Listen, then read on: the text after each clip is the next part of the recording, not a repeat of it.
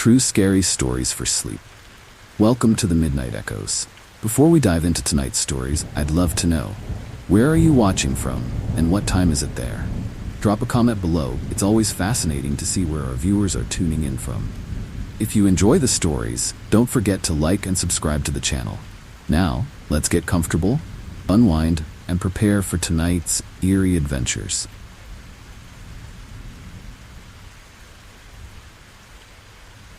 You know, I've been trucking through all kinds of roads for years, seen a lot, been through a lot.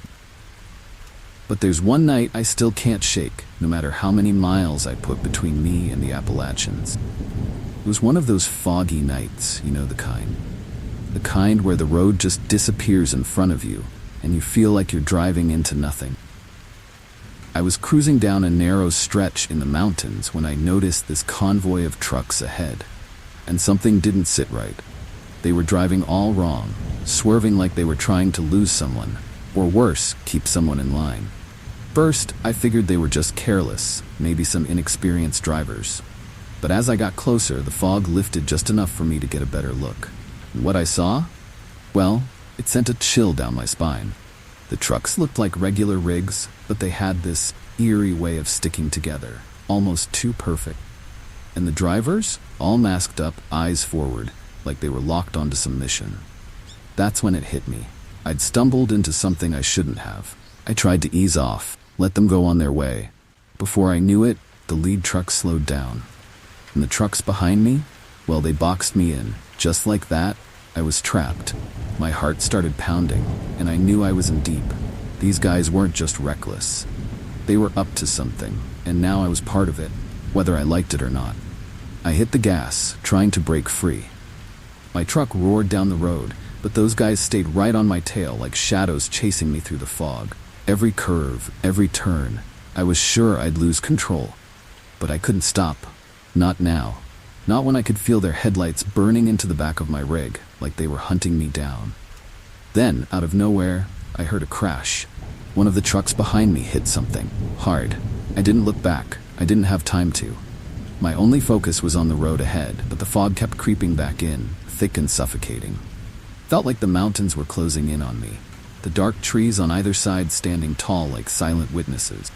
It was eerie, and I could feel the panic rising in my chest. But I couldn't panic. Not yet. There was a sharp turn up ahead, one I knew could either save me or send me straight off the mountain. I took it. Tires screeched, and for a moment I thought I'd lost it. But I held on, gripping the wheel like my life depended on it. 'Cause, honestly, it did. As I rounded that bend, the headlights behind me disappeared, swallowed up by the fog and distance. Thought I was in the clear. That feeling of safety didn't last. You ever feel like you're being watched even when you're alone? That's what it was like. I pulled into this old, rundown rest stop, parked my truck, and just sat there, staring out into the darkness. My pulse was still racing, and I couldn't shake the feeling that they were still out there, waiting for the right moment. Minutes turned into what felt like hours, and the quiet only made it worse. It was too quiet. I kept thinking about those trucks, those masked drivers, and the way they moved in perfect sync, like they had done this before. It was chilling. I didn't know what they were running, but I knew I wanted no part of it. Then, just as I was starting to relax, thinking maybe I'd outrun them, I saw it. A pair of headlights in the distance, slowly coming toward me. My heart dropped. They hadn't given up. They weren't done. And suddenly, I realized I wasn't just running from them. I was running from whatever secret they were protecting. Something haunting. Something dangerous. I threw my truck into gear and hit the road again, not looking back this time. I didn't care where I was going, as long as it was far, far away from that eerie convoy. That night taught me something. Sometimes it's not what you see that scares you. It's what you don't. The things left in the dark, the chilling secrets people carry with them, hidden in plain sight. So if you ever find yourself on a desolate road and you spot a convoy driving just a little too perfectly, do yourself a favor. Keep your distance. Because once they spot you, there's no turning back. And trust me, you don't want to be part of their story.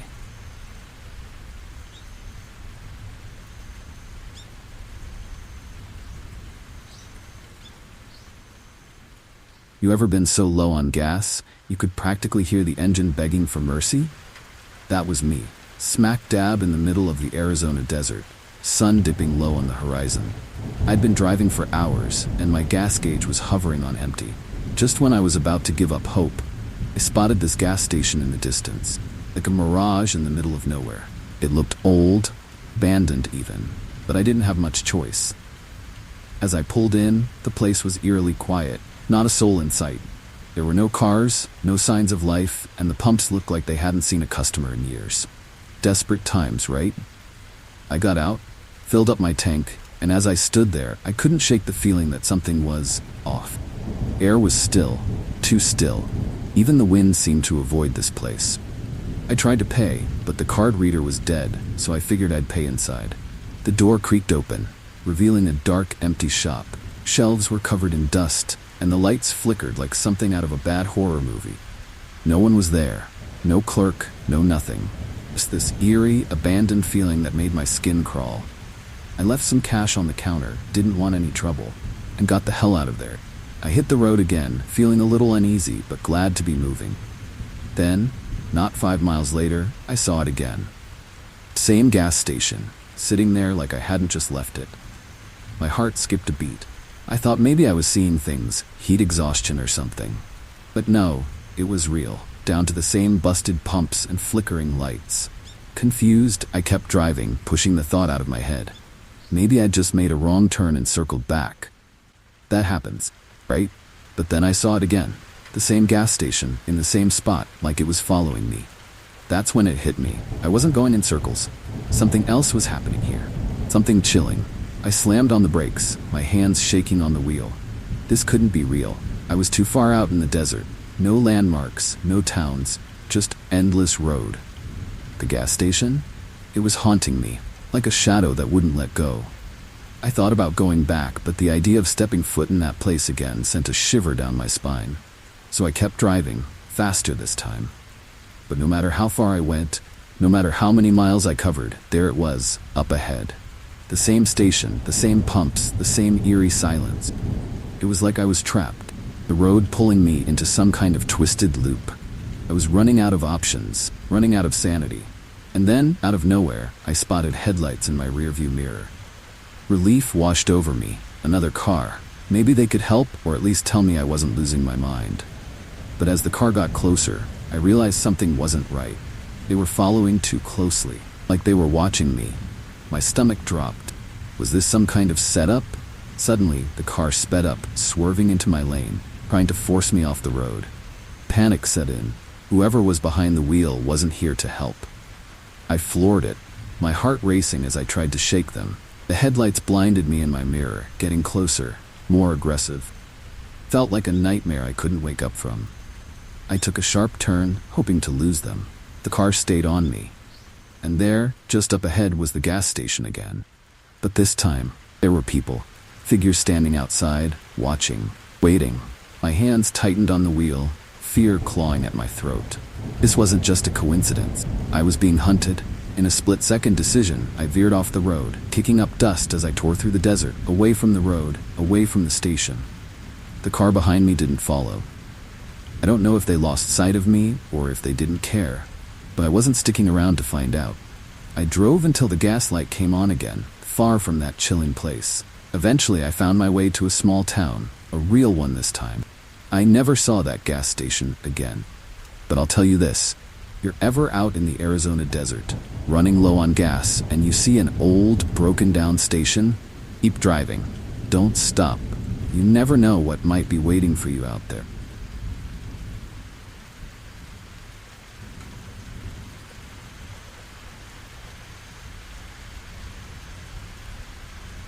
There's something about those back roads in Maine that feels both peaceful and unnerving at the same time.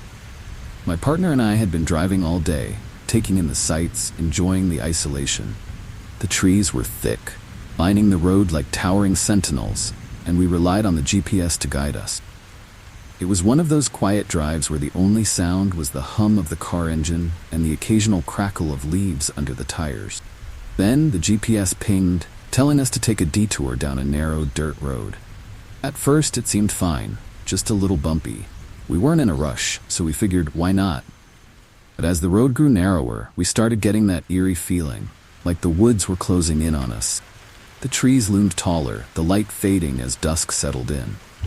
And the road, well, it was less of a road, and more like a path that hadn't seen a vehicle in years. I glanced over at my partner, and we both knew something wasn't right. About 5 minutes in, the GPS lost signal, and we were left with nothing but instinct. I pulled the car to a stop, trying to get a sense of where we were. That's when we noticed it. It was silent. Not the usual peaceful quiet of the woods, but an unsettling, almost oppressive kind of silence. No birds, no wind rustling through the trees, just stillness. It sent a chill down my spine. We decided to turn back. That's when things went from bad to worse. As I reversed, the car's back tire hit something, a rock maybe, and the whole thing lurched. We were stuck. Got out to check, and sure enough, the tire was lodged deep in a rut. Frustration mixed with fear as I tried to free it. No luck. My partner started getting nervous, asking if we should call for help. But we had no signal, and the nearest town was miles away. Then we saw them. Through the trees, just barely visible, were figures. At first I thought maybe they were hikers, but something about them seemed off. They weren't moving like hikers. They were just standing there watching. My heart began to race. Who were they? And why weren't they coming over to help? My partner whispered, "We need to go, now." Panic set in as I got back in the car, trying to keep my hands from shaking. I slammed on the gas, but the tire wouldn't budge. The figures were getting closer now, moving slowly, almost deliberately. It was then that I realized they weren't lost hikers. They were locals, protecting something. And we had just stumbled onto their hidden operation, whatever it was. I tried the gas again, harder this time, and finally, the tire broke free. The car shot forward, and I spun the wheel, trying to get us back onto the road. But the locals weren't backing down. They started running toward us, yelling something I couldn't make out. My partner screamed, "Go, go, go," and I floored it, dirt and gravel kicking up behind us as we sped away. The road was too narrow to go fast, and the trees seemed to close in even more as we tore down the path. Every second felt like a lifetime, my hands gripping the wheel, heart pounding in my chest. Figures chased us for a while, but eventually they disappeared into the trees, swallowed by the forest's shadows. We didn't stop. We couldn't. Not until we reached the main road again. Even then, the tension didn't leave us. That eerie silence of the woods still clung to me, like it had followed us out of the trees. Whatever those people were protecting, it wasn't something they wanted the world to see. And we had come too close. It took us hours to calm down, feel like we were safe again. That night changed everything for us. We learned that not every road leads somewhere you want to go, and sometimes those hidden paths are best left alone. If your GPS ever tells you to take a detour in the middle of nowhere, do yourself a favor, don't take it.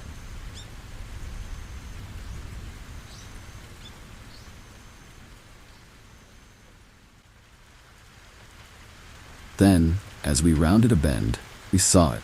Car broken down on the side of the road, just like the broadcast had predicted. My heart pounded in my chest as we passed it, and for a second I considered stopping. Something told me to keep going. The radio crackled again, this time louder, more urgent. A new message came through, and this time it mentioned us directly. The voice described our car, right down to the make, model, and color, and said we'd be involved in a collision within the next 10 miles. I felt a cold sweat break out on my forehead. My partner grabbed my arm, face pale. "This isn't normal," she whispered, her voice trembling. I could barely think straight, my mind racing.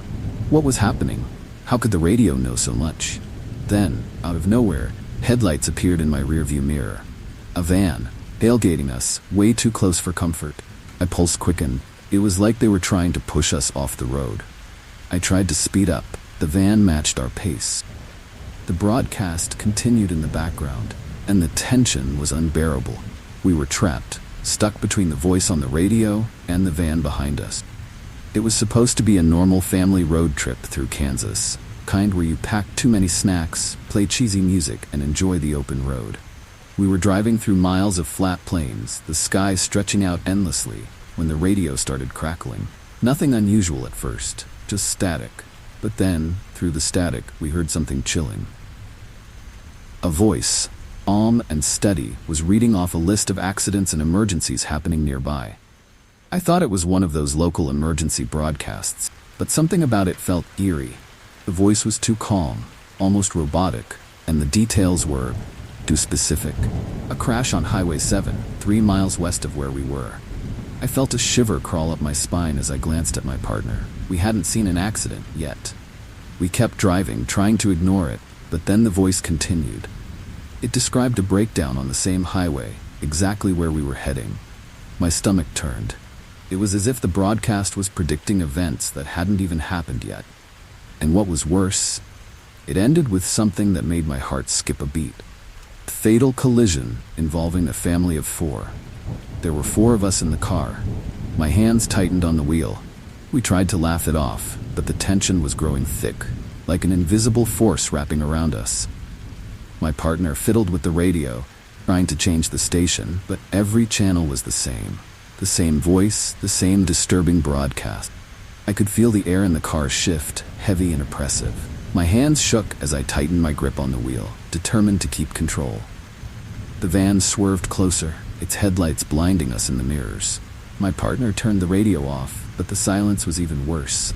Every nerve in my body screamed at me to get away. But there was nowhere to go. Just miles of empty road and the looming sense that something terrible was about to happen. Suddenly, the van swerved into the oncoming lane, racing ahead of us. My heart pounded as it passed, but instead of continuing on, it stopped, blocking the road. I slammed on the brakes, tires screeching as we came to a stop just in time. The van's driver got out, but I didn't wait to see who it was. I threw the car into reverse, backing up as fast as I could, adrenaline pumping through my veins. We took the nearest exit, speeding away from the highway, from the van, and from whatever was controlling that radio. We didn't stop until we reached a small diner, miles away from where it all happened. As we sat there, trying to catch our breath, I couldn't shake the feeling that we had narrowly escaped something far worse than a collision. The radio never played that broadcast again, but I'll never forget it. Sometimes I wonder what would have happened if we hadn't listened. We had kept driving toward whatever fate that voice predicted. But one thing's for sure. Next time the radio crackles with static, I'll be turning it off. You never know who or what might be on the other side.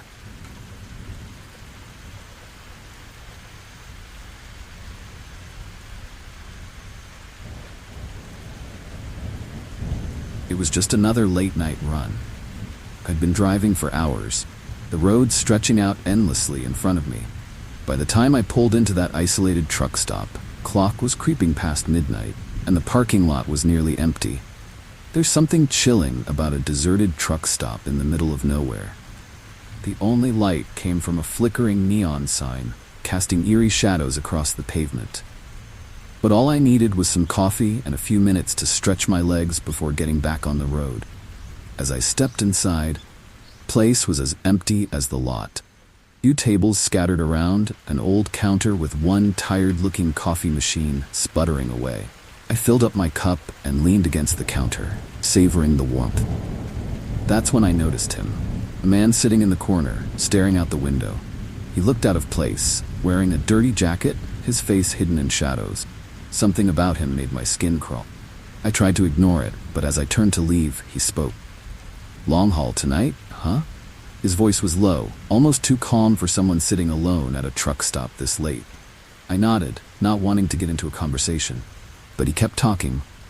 "You headed toward I-70? Dangerous road this time of night." That caught my attention. I hadn't mentioned where I was going. My heart started to pound as he continued. "You should be careful. There are people out there, looking for trucks like yours. Big rigs, valuable cargo. They don't care who's driving." His eyes flicked toward me, cold and calculating. I didn't like the way he was looking at me, like he knew more than he should. I felt an eerie sense of dread creeping in, like the air in the room had suddenly turned heavier. I mumbled something about needing to get back on the road and headed for the door. As I reached for the handle, he called after me, "Watch your back out there." The words sent a chill down my spine, but I shook it off. People talk, rumors spread. I wasn't going to let some stranger at a truck stop mess with my head. I got back in my rig, started the engine, and pulled out onto the highway. The night felt darker, roads stretching out like a black ribbon in front of me. I tried to push the man's words out of my mind, but they clung to me, haunting my thoughts. I kept checking my mirrors, expecting to see something, anything, following me. But there was nothing, just empty highway. That's when the headlights appeared, far behind me at first, but getting closer. I tried to shake off the feeling of unease. The truck from the stop was gaining on me, fast. My heart raced. Was it him? Was this what he'd meant by people looking for trucks? I wasn't about to wait and find out. I pressed down on the gas, the engine roaring as I sped up, but the headlights stayed locked onto me. Panic set in as the truck tailgated me, its high beams blinding me through the mirrors. I swerved, trying to shake it, but it only got closer, almost forcing me off the road. My pulse pounded in my ears, and the road ahead blurred as I tried to focus. Whoever was behind me wasn't just messing around. They were trying to run me off the road. I had no choice. I needed to lose them, and fast. Up ahead, I spotted a turnoff, a narrow road leading into the woods. I took it, tires screeching as I turned sharply, hoping to disappear into the trees. The truck followed, but the road was too tight for both of us. I could hear the crunch of gravel and the roar of their engine as they tried to keep up. The darkness closed in around me as I sped down the dirt road, branches scraping against the sides of my rig. The truck behind me slowed, its headlights fading into the distance. I wasn't sure if they'd given up or if they were just waiting for another chance. But I didn't stop. I kept driving until I reached a small rest area miles away, hidden from the highway. I parked the truck and sat there, heart still racing, hands gripping the wheel. The stranger's words echoed in my head. "Watch your back out there." He knew. Somehow, he knew. I wasn't sure if he was part of it or just a warning, but one thing was clear. There are dangerous people out there on those empty roads. People who see truckers as easy targets. I never saw that man again, and I never drove that route at night after that. Sometimes you get warnings you shouldn't ignore, even if they come from the last person you'd expect. Next time you're at a truck stop and a stranger gives you advice, maybe it's best to listen. You never know what might be waiting for you on the road.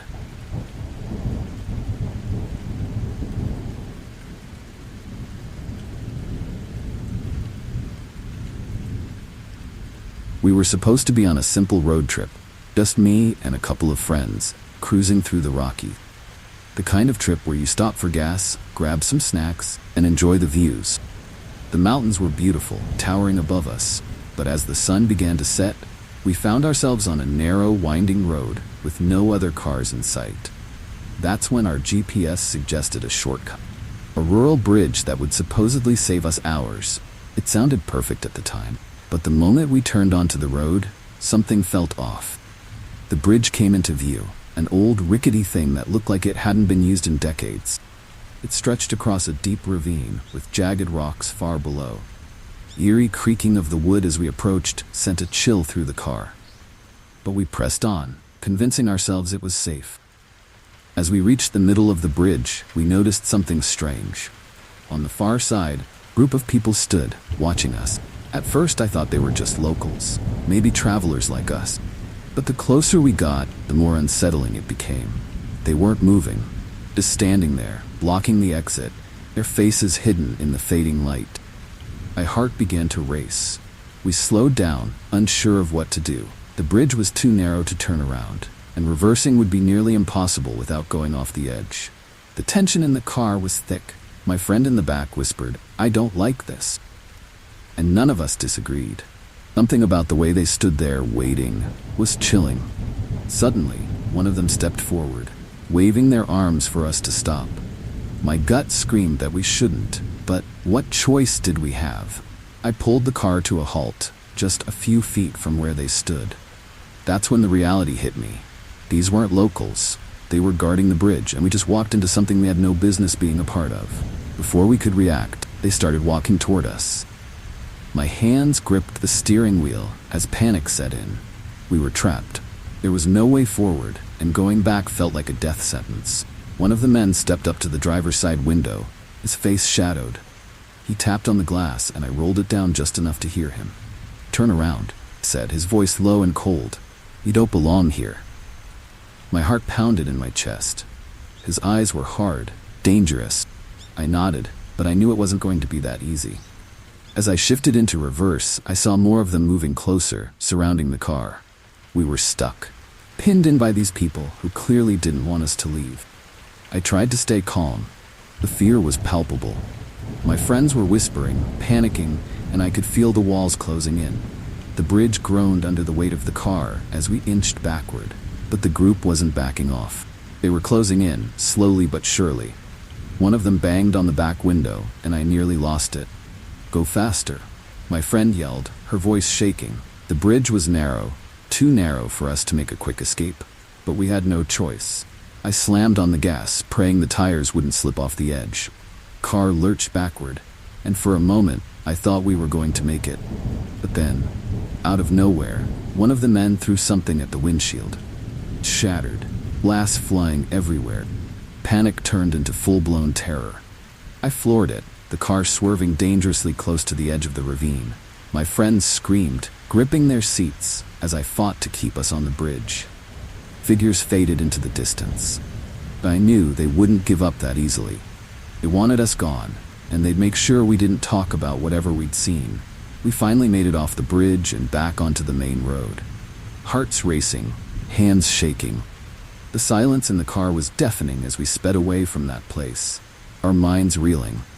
We didn't stop until we were miles away, the Rockies now a haunting memory instead of a scenic backdrop.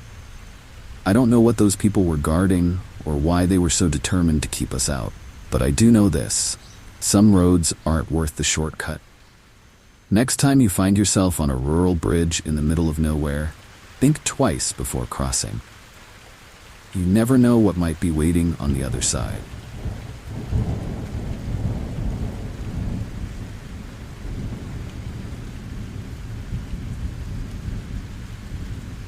It was late, and we were driving through the desolate back roads of Texas.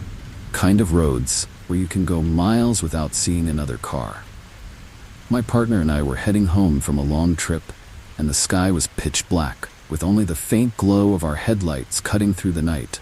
That's when we saw him, a man standing on the side of the road, waving us down.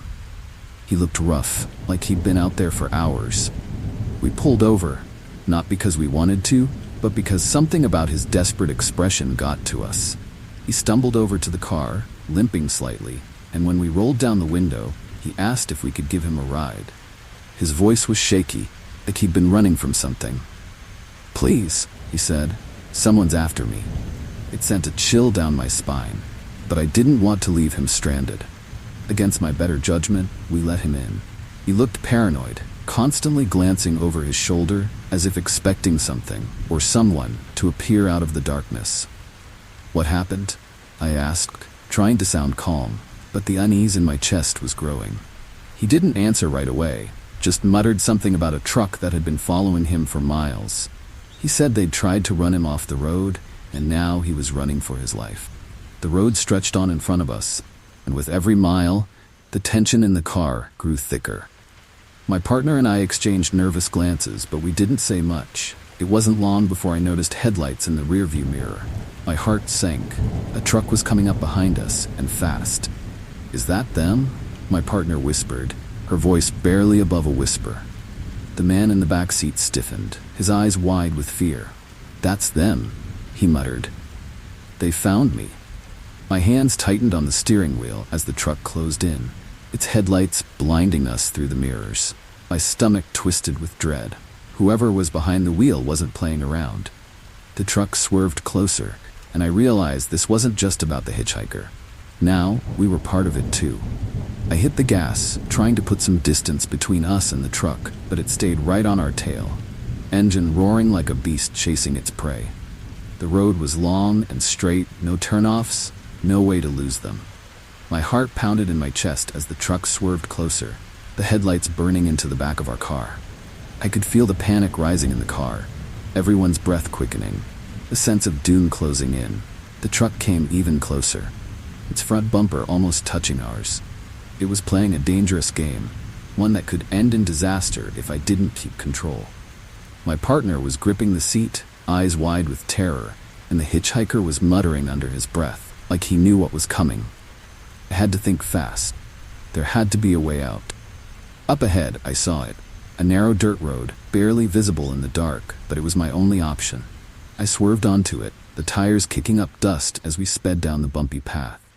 Truck followed for a moment, but then, just as suddenly as it had appeared, it stopped. I glanced in the mirror, and the headlights were gone. The truck had vanished into the night. We slowed down, the car rattling on the rough road. For a moment, none of us spoke, the air in the car thick with the eerie quiet that followed the chase. My heart was still racing, and I could feel the adrenaline coursing through me. The hitchhiker slumped back in his seat, eyes closed, as if he'd just escaped a nightmare. But something about it didn't feel over. We dropped him off at the nearest town, a quiet little place where he disappeared into the night without saying much more. My partner and I were left sitting in the car, the reality of what had just happened sinking in. We had barely escaped with our lives. The whole drive home, I kept checking the mirrors, half expecting to see those headlights appear again, but they never did. Even now, I can't shake the feeling that we were caught up in something far bigger than just a hitchhiker running from a truck. It felt like we'd stepped into someone else's nightmare, and we were lucky to have gotten out.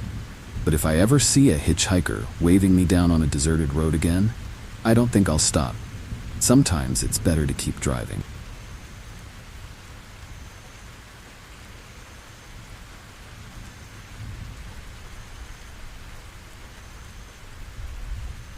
It's funny how driving through the Nevada desert at night feels like you're the only person left on Earth. The road stretches on for miles, and the only company you have is the stars. That's where I was, on a solo trip to clear my head, when I first noticed the headlight. First, they were just a small glimmer in the rearview mirror, way off in the distance. I didn't think much of it. Plenty of cars drive these lonely highways. But something about those lights felt off. For miles, they stayed just far enough behind me to be noticeable, but never close enough to pass. It was eerie. I told myself I was being paranoid, that it was probably just another driver headed in the same direction. But the longer I drove, the more unsettling it became. Those lights followed every turn, every curve, staying at a perfect distance. I couldn't shake the feeling that whoever was behind the wheel wasn't in a hurry to get anywhere, but they weren't letting me out of their sight either. The road was empty, nothing but desert on either side, and with every mile, the silence inside the car seemed to grow louder. I tried to focus on the road ahead. The headlights in my rearview mirror were like a constant reminder that I wasn't alone. My heart started to race, that creeping dread settling in. It was almost like they were waiting for something, waiting for the right moment. Then, without warning, the car behind me sped up. I glanced in the mirror just in time to see it closing in fast. Panic set in. My foot instinctively pressed harder on the gas, but the car followed, matching my speed. My heart pounded in my chest, and my palms started to sweat. What was going on? Why was this person chasing me through the middle of nowhere? I pushed the car faster, the engine roaring as I tried to shake them. But the headlights stayed locked onto me, getting closer by the second. I didn't know what to do. There were no exits, no towns, just miles of empty road ahead. My mind raced with possibilities, but none of them made sense. All I knew was that I had to get away. I swerved into the opposite lane, hoping they'd pass or back off. But they didn't. Instead, they stayed right behind me, like a predator toying with its prey. The road stretched out like a never-ending nightmare, and I was trapped in it. My heart was pounding so hard I could hear it in my ears. Whoever this was, they weren't just messing with me. They were after me. Then, just as quickly as they had sped up, the car vanished. 1 second they were there, blinding me with their high beams, and the next, the road behind me was empty. I couldn't believe it. My eyes darted to the mirrors, but there was nothing. No car, no lights, just darkness. My mind was racing, trying to make sense of what had just happened. I slowed down cautiously, my heart still racing.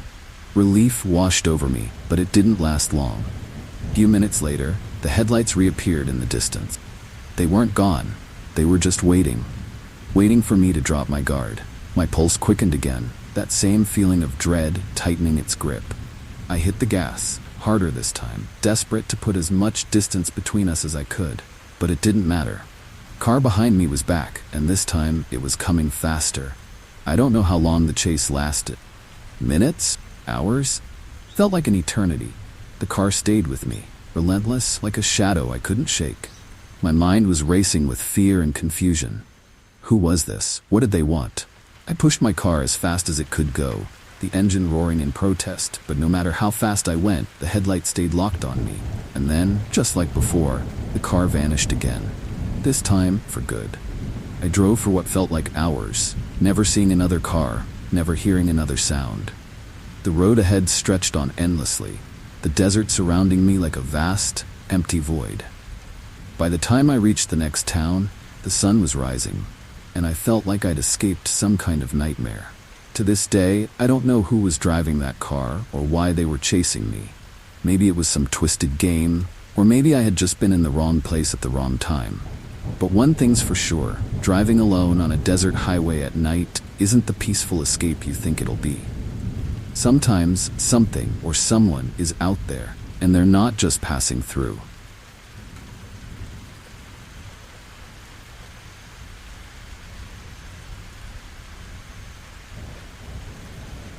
It started as a normal bus ride, nothing out of the ordinary. We were heading through the Louisiana Bayou, miles from the nearest town. It was one of those long stretches of road where there's nothing but swamp on either side. The kind of place where you feel completely cut off from the world. The bus was full of travelers like me, people just passing through. Then, something went wrong. The engine sputtered, and the bus slowly rolled to a stop on the side of the road. At first, we didn't think much of it. The driver got out to check the engine, and we all sat there, waiting. But as the minutes ticked by, that waiting started to feel eerie. There was no signal on our phones, no way to contact anyone. The swamp seemed to swallow the road, thick trees pressing in on either side. The air inside the bus grew heavy, and I could feel the tension building among the passengers. Something wasn't right. After what felt like an eternity, 2 men appeared from the trees. They looked like they belonged to the swamp. Dirty clothes, sunken eyes. They approached the bus, and I could feel the hair on the back of my neck stand up. The driver waved them over, like he knew them, and they started talking in low voices. That's when I realized these weren't just good Samaritans offering help. There was something chilling about the way they looked at the bus, like they were sizing us up. The driver came back on board, his face pale. "We're going to need to ride with these guys," he said, his voice shaky. "They'll take us to the nearest town." The whole bus erupted in murmurs, people questioning, protesting. The 2 men just stood there, watching, waiting for us to comply. I didn't trust them. Something felt wrong, haunting even. What choice did we have? We stepped off the bus, one by one, our footsteps echoing in the silence of the swamp. The men led us down a narrow path, away from the road, deeper into the trees. My heart pounded in my chest, every instinct screaming at me to run, to get away from these men. But I didn't. None of us did. We followed, like sheep being led to the slaughter. As we walked, I noticed the 2 men whispering to each other, glancing back at us with those cold, calculating eyes. They weren't taking us to a town. They were leading us into a trap. I nudged the person next to me, trying to gauge if they felt the same creeping dread I did. They nodded, their face pale with fear. We were in serious trouble. Suddenly, the path opened up into a small clearing, and there it was. A boat, waiting at the edge of the water. My stomach dropped. Men smiled, revealing the plan we all feared. "Get in," one of them growled, motioning toward the boat. The realization hit like a punch to the gut. This wasn't a rescue. This was a hijacking. They weren't taking us anywhere safe. Panic set in among the group. People started backing away, but there was nowhere to go. The swamp surrounded us on all sides, and those men, they weren't going to let us leave. My heart raced, air thick with fear. One of the passengers, a brave soul, tried to make a run for it, darting back toward the path. But he didn't get far. One of the men grabbed him, dragging him back to the group. I knew we had to act fast. If we didn't, we'd be at their mercy. I whispered to the others, telling them we needed to make a break for it all at once. Strength in numbers, right? They hesitated, fear gripping them as tightly as it did me. But we didn't have time to hesitate. The men were growing impatient, their faces darkening with anger. On the count of 3, we made our move. Chaos erupted as we scattered in different directions, running through the trees, desperate to escape. I could hear the men shouting behind us, their footsteps crashing through the underbrush. My heart pounded as I pushed through the thick swamp, branches whipping against my face. I didn't look back. I ran until I couldn't hear them anymore, until the only sound was the ragged breath in my chest and the distant croak of frogs in the swamp. Somehow, I made it back to the road, my legs shaking, my clothes soaked with sweat. Few others stumbled out behind me, just as shaken as I was. But not everyone made it. Some were still out there, trapped in the swamp, in the hands of those men. We flagged down a passing car and got to safety. But the memory of that day still haunts me. The bayou might look peaceful, but there are dark things hiding in those trees. If you ever find yourself stranded in the middle of nowhere, remember, sometimes the people offering help are the ones you need to run from. We were lucky to escape. Not everyone was.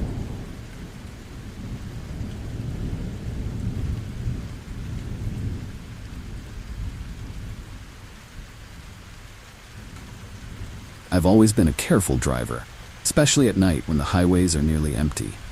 There's something chilling about being alone on a dark stretch of road, with nothing but your headlights cutting through the blackness. That's where I found myself, cruising down a lonely highway one evening. The sky was inky, and the only sound was the steady hum of the engine. It was peaceful, until it wasn't. It started with headlights in the distance, barely noticeable at first. But soon, they were right behind me, much too close for comfort.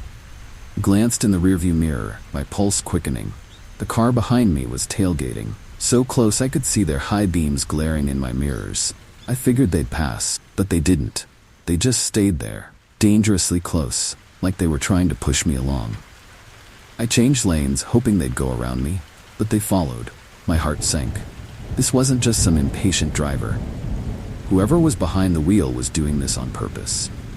My grip on the steering wheel tightened as the car swerved closer, almost clipping my bumper. I could feel my breath quicken. Peaceful night turning into something eerie and threatening.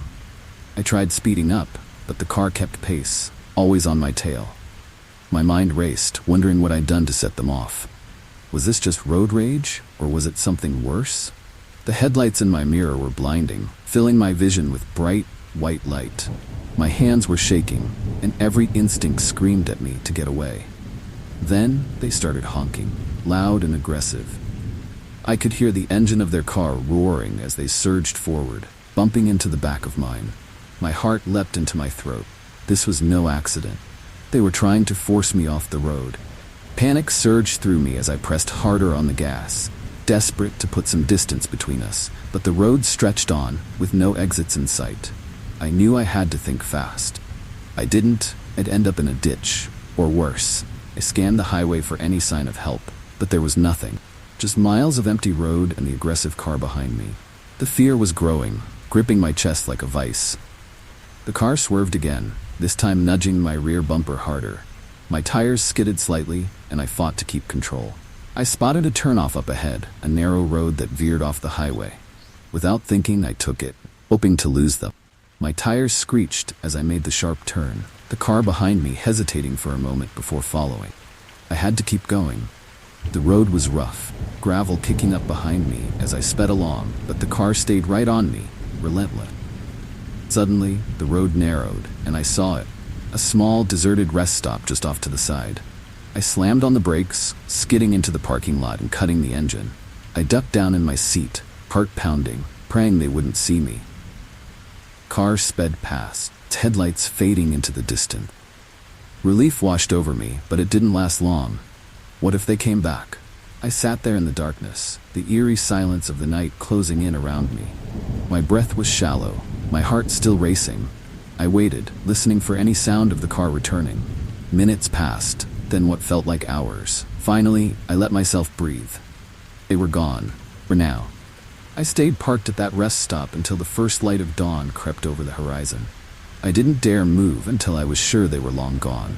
When I finally got back on the road, the fear still clung to me, like a shadow that wouldn't let go. kept checking my mirrors, half expecting to see those headlights again. I'll never forget that night. What started as a peaceful drive turned into a nightmare. Whoever was behind the wheel wasn't just angry. They were dangerous. And the worst part? I never saw their face. I don't know who they were or why they targeted me. But I do know this. Road rage can be deadly. Sometimes, the scariest things on the road aren't the potholes or the weather. It's the people behind the wheel.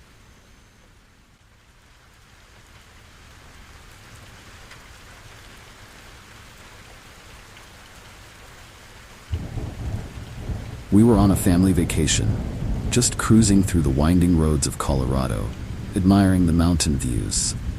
The kids were in the back, laying on their tablets, and I was at the wheel, enjoying the peaceful drive. We'd been driving through tunnels all day, kind that cut through the mountains and give you a break from the winding roads. But this one felt different.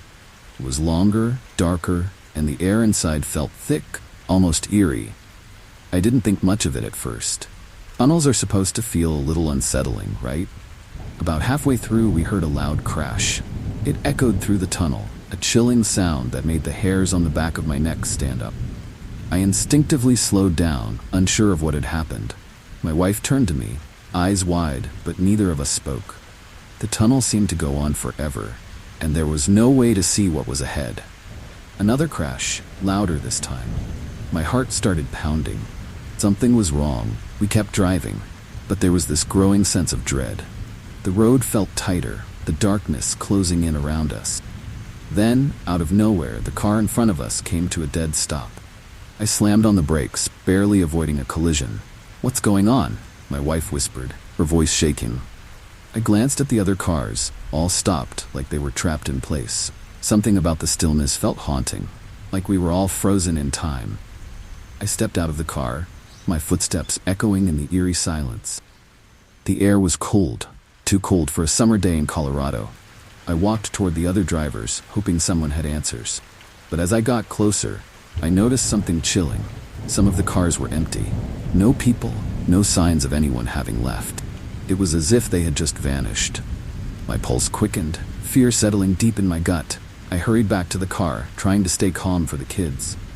"We need to turn around," I said to my wife, but when I looked in the rearview mirror, my stomach dropped. The exit behind us was blocked. Huge rocks had fallen, sealing us in. My wife grabbed my arm, her voice barely a whisper. "We're trapped." The weight of that word hung in the air, making the tunnel feel even more suffocating. I tried to stay calm, but panic was clawing at the edges of my mind. We weren't the only ones trapped. There were other families, other drivers, but no one knew what to do. Some people honked their horns, others shouted into the darkness. The tunnel absorbed the sound, leaving only an eerie silence in its wake. And that's when we realized something even more terrifying. The other end of the tunnel had been blocked too. We were completely sealed in. The minutes felt like hours as we waited, hoping for rescue. But with every passing second, the situation felt more hopeless. The air in the tunnel grew colder, and there was a haunting stillness that made the whole place feel like a tomb. My wife and I exchanged nervous glances, but we tried to keep the kids distracted. They didn't need to know how scared we really were. As the hours passed, the tension grew unbearable. We tried the radio. There was nothing but static. Cell phones? No signal. It was as if the entire tunnel was cut off from the world. I stepped out again, hoping to see something, anything, that could explain what was happening. But the tunnel stretched on in both directions, an endless, eerie void. And then I noticed something I hadn't before. Abandoned cars, scattered along the sides, their doors wide open. But still, no people. My heart raced as I walked back to our car, the reality sinking in. The other drivers weren't just gone. They had vanished. My mind raced with terrifying possibilities. Were we next? What was happening to the people in the tunnel? And why hadn't anyone come for us yet? The tunnel, once a simple passage through the mountains, had become a haunting prison, and I couldn't shake the feeling that something was watching us. Hours later, just when it felt like all hope was lost, we heard the sound of engines. Rescue vehicles appeared, their lights cutting through the darkness. Relief washed over us as the workers cleared the debris, opening the tunnel once more. But even as we drove out into the light, I couldn't shake the eerie feeling that we had just escaped something far worse than a rock slide. Something haunting. And to this day, I wonder what really happened to those abandoned cars and the people who vanished without a trace.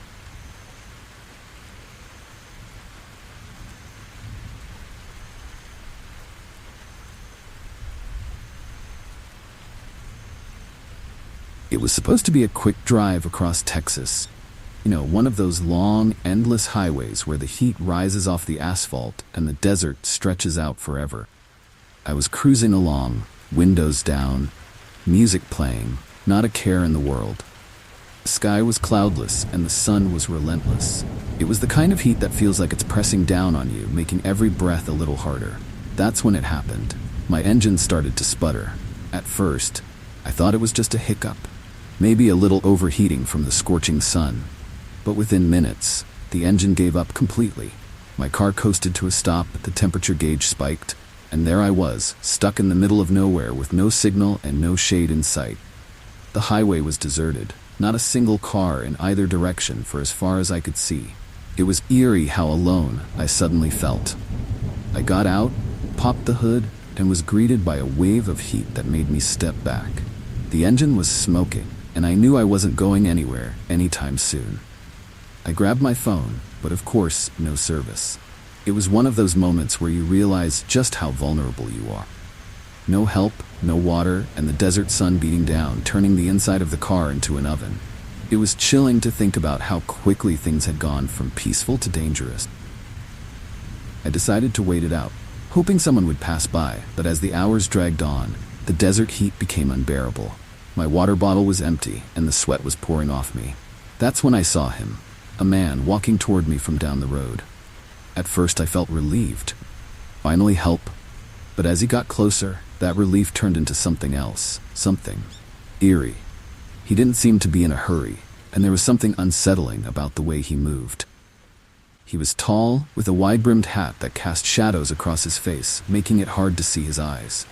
"Car trouble?" he asked, his voice low and calm, too calm for the situation. I nodded, explaining the overheating, hoping he'd offer to call for help. Instead, he just smiled, this slow, unsettling smile that sent a shiver down my spine. "I can help," he said, "but it'll cost you." Now, I didn't have much cash on me, and something about his tone made me uneasy. I told him I didn't have much, just enough to maybe get a tow. But he shook his head, still smiling. "Oh, it's not money I'm after." That's when my stomach dropped. There was something haunting about the way he said it, something that made me instinctively take a step back. He was close now, too close for comfort, and I realized I was completely alone with this man, in the middle of nowhere. Panic started to creep in, but I tried to keep my cool. I thanked him for the offer and told him I'd just wait for someone else to come by. But he didn't budge. He just stood there, watching me, that eerie smile never leaving his face. The silence between us was thick, and every second felt like an hour. My mind was racing, trying to figure out how to get out of this situation. Then, without warning, he stepped even closer, his voice dropping to a whisper. "You're not going to make it out here," he said, "not without my help." My heart was pounding now, and I knew I had to do something. I thanked him again, this time with more urgency in my voice, and turned to get back in the car, hoping he'd take the hint and leave. But as I reached for the door, he grabbed my arm. "Guard." I said, "It'll cost you," he hissed, smile gone, replaced by a cold, haunting look that made my blood run cold. I yanked my arm away, adrenaline kicking in, and jumped into the car, slamming the door behind me. My hands were shaking as I fumbled to lock the doors, and I could hear him tapping on the window, still trying to convince me to let him in. I didn't care about the heat anymore. I sat there, watching him through the glass, my heart racing. He stayed there for what felt like forever, just staring at me, his hand still on the window. Finally, after what seemed like an eternity, he turned and walked away, disappearing down the road as quietly as he had come. I waited, terrified he might come back, until the sun started to set. Eventually, a passing car spotted me and stopped. They helped me get a tow, and I got out of there as fast as I could. But I'll never forget the look in that man's eyes, or the way he made me feel like I was one wrong move away from something terrible. The desert might seem empty, but there are things out there, people, who you don't want to meet. Next time my engine overheats, I'll think twice before trusting a stranger.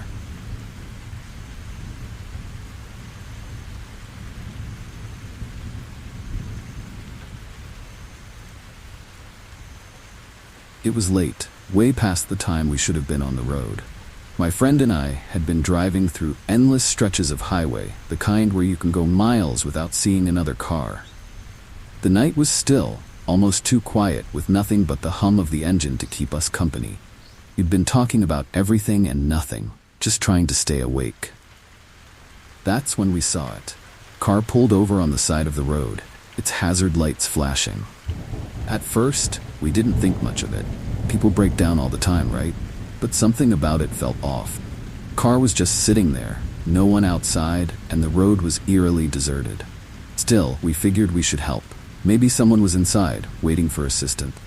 We pulled over, and as soon as we did, I felt this strange sense of dread. We'd just made a mistake. My friend looked at me, his eyes saying the same thing. Something wasn't right. We got out, leaving the engine running, and walked toward the car. The air felt heavy, and the only sound was the distant hum of cricket. I knocked on the driver's window. No one answered. "Hello?" I called out, peering into the car. That's when I saw it.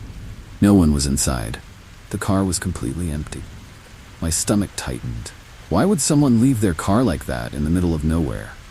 Before I could process what was happening, my friend nudged me. "We need to go," he whispered, his voice low, almost shaky. I turned around, and that's when I saw them. 2 men, stepping out from behind the car, their faces hidden in the shadows. My heart raced as they moved toward us, slow and deliberate. There was something chilling about the way they walked, like they knew we had no way out. "We're good," I said quickly, backing up toward our car. "We were just checking to see if you needed help." One of the men smiled, but it wasn't a friendly smile. It was more like he knew something we didn't. "Oh, we need help." "All right," said, his voice low and menacing. My friend and I exchanged a quick glance, and that's when it hit me. This wasn't a breakdown. It was a setup.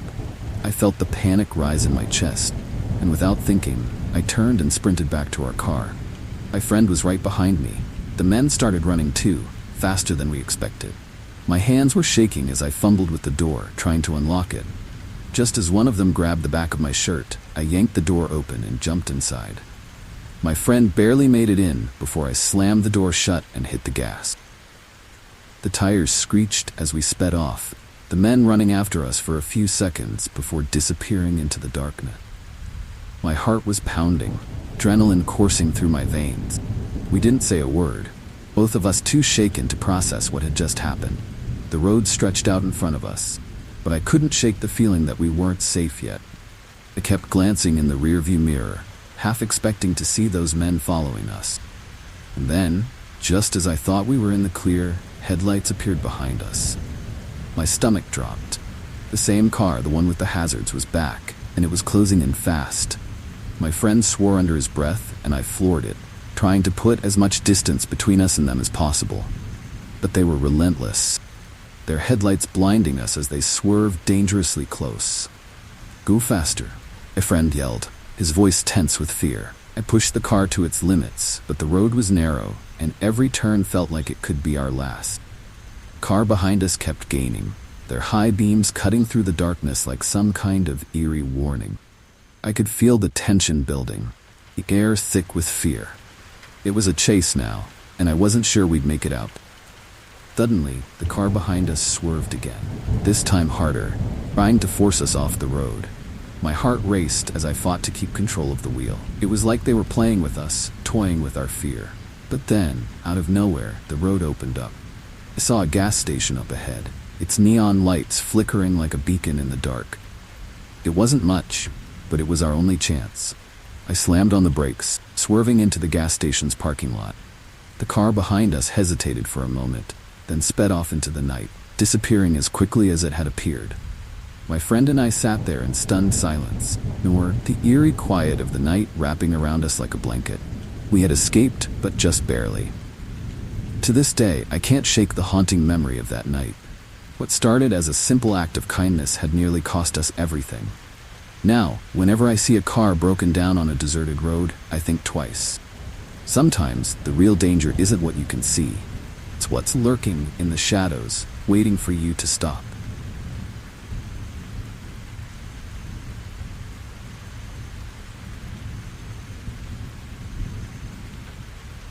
We were somewhere in the middle of nowhere, driving cross-country late at night.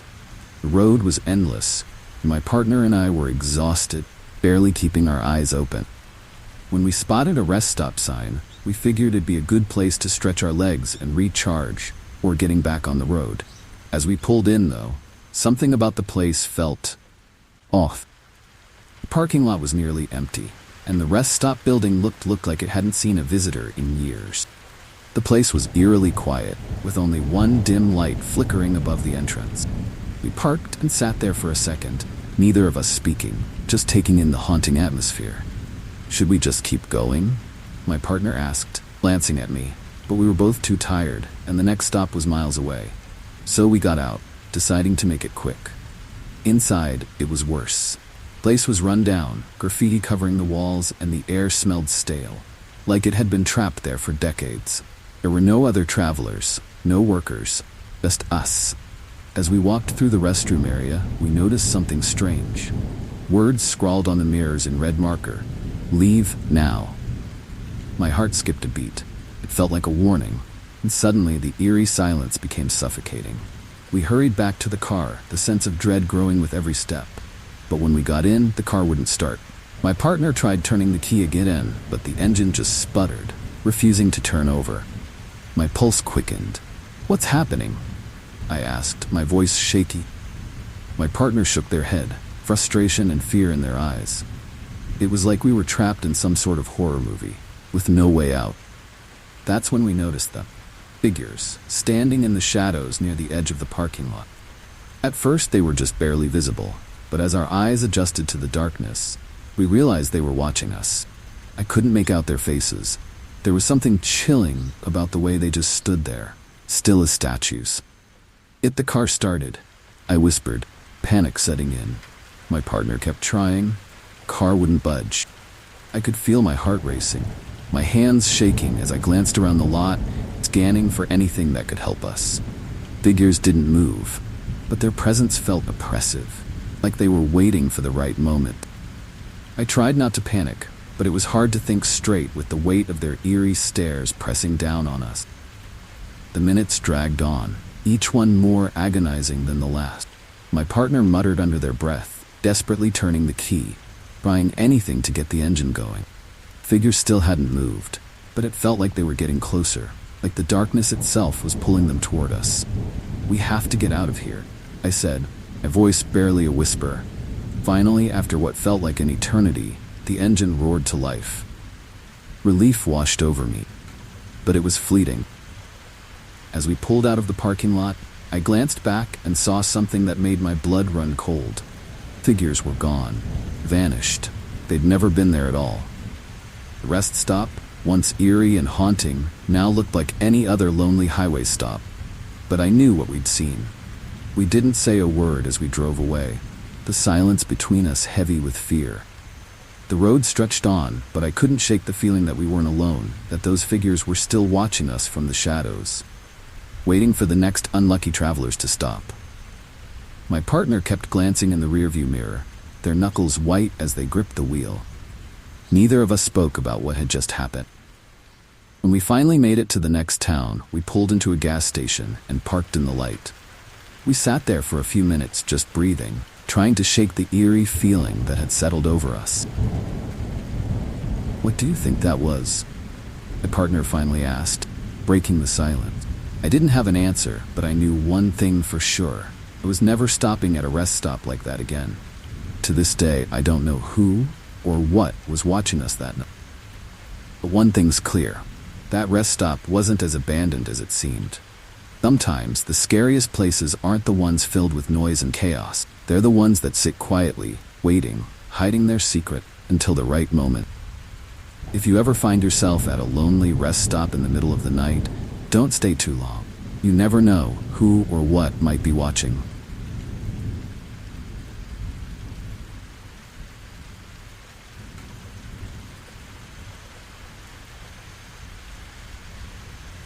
I've been a trucker for years, and I've seen my fair share of strange things on the road. But nothing could have prepared me for what happened that day in the Midwest. It was a routine delivery, heading through a remote area, one of those places where the nearest gas station is miles away. I was running low on fuel, so when I saw a small town up ahead, I felt relieved. But the closer I got, the more I realized something was wrong. The streets were empty. Not just quiet, but completely deserted. No cars, no people, no movement at all. The place looked like it had been frozen in time. My truck rolled to a stop at the town's gas station, and I stepped out, calling out a greeting to anyone who might be around. Nothing. Not a single sound except for the eerie creak of an old flagpole swaying in the wind. The silence was haunting. I walked into the gas station, half expecting someone to pop up from behind the counter. But the place was as empty as the street outside. Newspapers lay scattered on the floor, and the clock on the wall had stopped, the hands frozen at 2:15. My pulse quickened. I grabbed my phone, hoping for some signal, but there was nothing. It was like the whole town had vanished off the map. I stepped back outside, the weight of the silence pressing down on me. I walked up and down the street, calling out again, louder this time. "Hello? Anyone here?" But the only response was the eerie stillness that made my skin crawl. Cars were parked along the curb, doors left open like their owners had left in a hurry. It was chilling, like something had driven everyone away in an instant. I made my way back to the truck, my mind racing. Something was deeply wrong here, but I couldn't put my finger on it. I just wanted to refuel and get out as fast as I could. But when I turned the key in the ignition, the engine sputtered and died. My truck wouldn't start. A cold wave of panic washed over me. I tried again, but the same thing happened. I was stranded. I got out and checked the engine, hoping it was something simple. But everything seemed fine. No visible problems. That's when I saw it. Out of the corner of my eye, movement. At first, I thought maybe I'd imagined it, but then I saw it again. Shadow, moving between the buildings. My heart pounded in my chest. I wasn't alone. I called out again, but there was no answer. Just that same, eerie silence. I stood there, frozen, watching the shadows shift and move, just out of sight. Whoever, or whatever, was there didn't want to be seen. I backed away slowly, feeling the weight of every step as I moved toward my truck. My pulse was racing, and the air felt colder, heavier. The sun was starting to set, and the last thing I wanted was to be stuck in this town after dark. I got back in the truck, locking the doors, and sat there trying to figure out what to do. The gas gauge was low, but I couldn't stay here. Not with the eerie silence and whatever was lurking in the shadows. My only option was to wait, hope the truck started again. But as the minutes ticked by, the shadows outside grew longer, and the air inside the cab felt suffocating. Suddenly, I saw movement again. This time, it was closer. A figure, standing just at the edge of the gas station, watching me. My heart nearly stopped. They didn't move, just stood there, staring. I couldn't make out their face, but I knew they were watching me, waiting. It was haunting, the way they blended into the growing darkness, like they were part of it. I turned the key again, and to my relief, the engine roared to life. I didn't wait to see what the figure would do next. I floored it, speeding out of that silent town as fast as I could. As I glanced in the rearview mirror, I saw more figures stepping out from the shadows, watching me leave. They had been there the whole time, hidden, waiting for something. Or someone. I didn't stop until I was miles away, my heart still pounding in my chest. To this day, I don't know what happened in that town, or why it was abandoned. But I do know one thing. There was something haunting about that place. Something that wasn't ready to let go of the people who had lived there. And I was lucky to get out before I became part of it.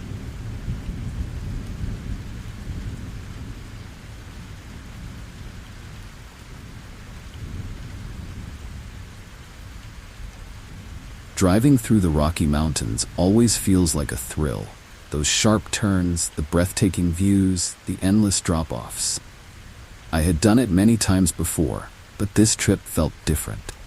It was late afternoon, and the sun was just starting to dip behind the mountains, casting long shadows over the road. The highway was mostly empty, and I was enjoying the peaceful drive, my car hugging the curves of the narrow mountain road. That's when I noticed it. Far in the distance, coming up behind me fast. A semi-truck, barreling down the highway, swerving like it was out of control. First, I didn't think much of it. Maybe the driver was just trying to make up time. But as it got closer, I realized something was seriously wrong. The truck wasn't slowing down. If anything, it was speeding up. The sound of the engine roared through the mountains, echoing off the rocky cliffs. My stomach dropped as the massive truck came into view. It was swerving dangerously, weaving across both lanes like the driver had lost control. Or worse, wasn't even conscious. My heart started pounding as the truck bore down on me. I tried to speed up, but the narrow road and sharp turns made it impossible to go too fast. The truck was gaining on me, its headlights flashing wildly as it came closer and closer. I glanced in the rearview mirror and felt a wave of panic. There was no way it was going to stop. It was coming right for me, a massive metal beast that seemed unstoppable. I gripped the steering wheel tight, trying to stay calm. I honked my horn, hoping the truck driver would snap out of whatever daze he was in. There was no response. The truck kept coming, and I could see it swerving dangerously close to the edge of the cliff. If it didn't stop soon, it would either crash into me or go flying off the mountain. Either way, I was trapped in a nightmare. There wasn't much room to maneuver, but I had to do something. I swerved into the opposite lane, praying there wouldn't be any oncoming traffic.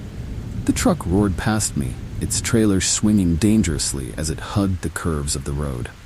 My heart raced as I watched it speed ahead, still out of control. The driver was either asleep at the wheel or worse. I couldn't just let it crash. It would be catastrophic on this narrow road. I sped up, keeping the truck in sight, and tried to think. There had to be a way to signal for help. I frantically searched for a rest area, a pull-off, anything where I could get out of the way or warn someone. There was nothing, just miles of winding mountain highway and the chilling realization that the runaway semi was a disaster waiting to happen. Up ahead, I saw it. Another sharp curve in the road, this one leading to a steep downhill stretch. The truck didn't slow down, it would lose control completely, and there would be no coming back. My pulse quickened as I approached the curve, my mind racing for a solution. That's when I spotted it, a runaway truck ramp, just beyond the curve. It was a narrow, gravel-filled escape route designed for emergencies like this, but would the driver notice it in time? I honked my horn again, flashing my headlights wildly, trying to get the truck driver's attention. The semi kept going, speeding down the hill with no sign of slowing. My heart was pounding in my chest. This was it. Truck was headed straight for disaster, and I was helpless to stop it. I watched, breathless, as the massive vehicle hurtled toward the ramp. At the last possible second, the truck swerved. Whether by some miracle or sheer luck, I'll never know. It hit the ramp hard, gravel spraying in all directions as the truck fought to stop. The engine roared one last time, and then finally, it came to a grinding halt. I pulled over to the side of the road, my hands shaking, adrenaline coursing through my veins. I sat there for a moment, catching my breath, trying to process what had just happened. The truck was still, its massive form towering over the runaway ramp. But the danger had passed. I could see the driver through the windshield, slumped over the wheel, unconscious. It was a miracle he hadn't gone off the cliff or taken anyone else with him. I called for help, and soon enough, emergency vehicles arrived to take care of the situation. The truck driver was alive, though barely conscious, and the authorities said he'd likely passed out behind the wheel from exhaustion. It was a chilling reminder of just how fragile life can be, especially on roads like these. Driving through the Rockies always felt like an adventure. But after that day, it felt different. Every sharp turn, every narrow lane, everything seemed more dangerous, more real.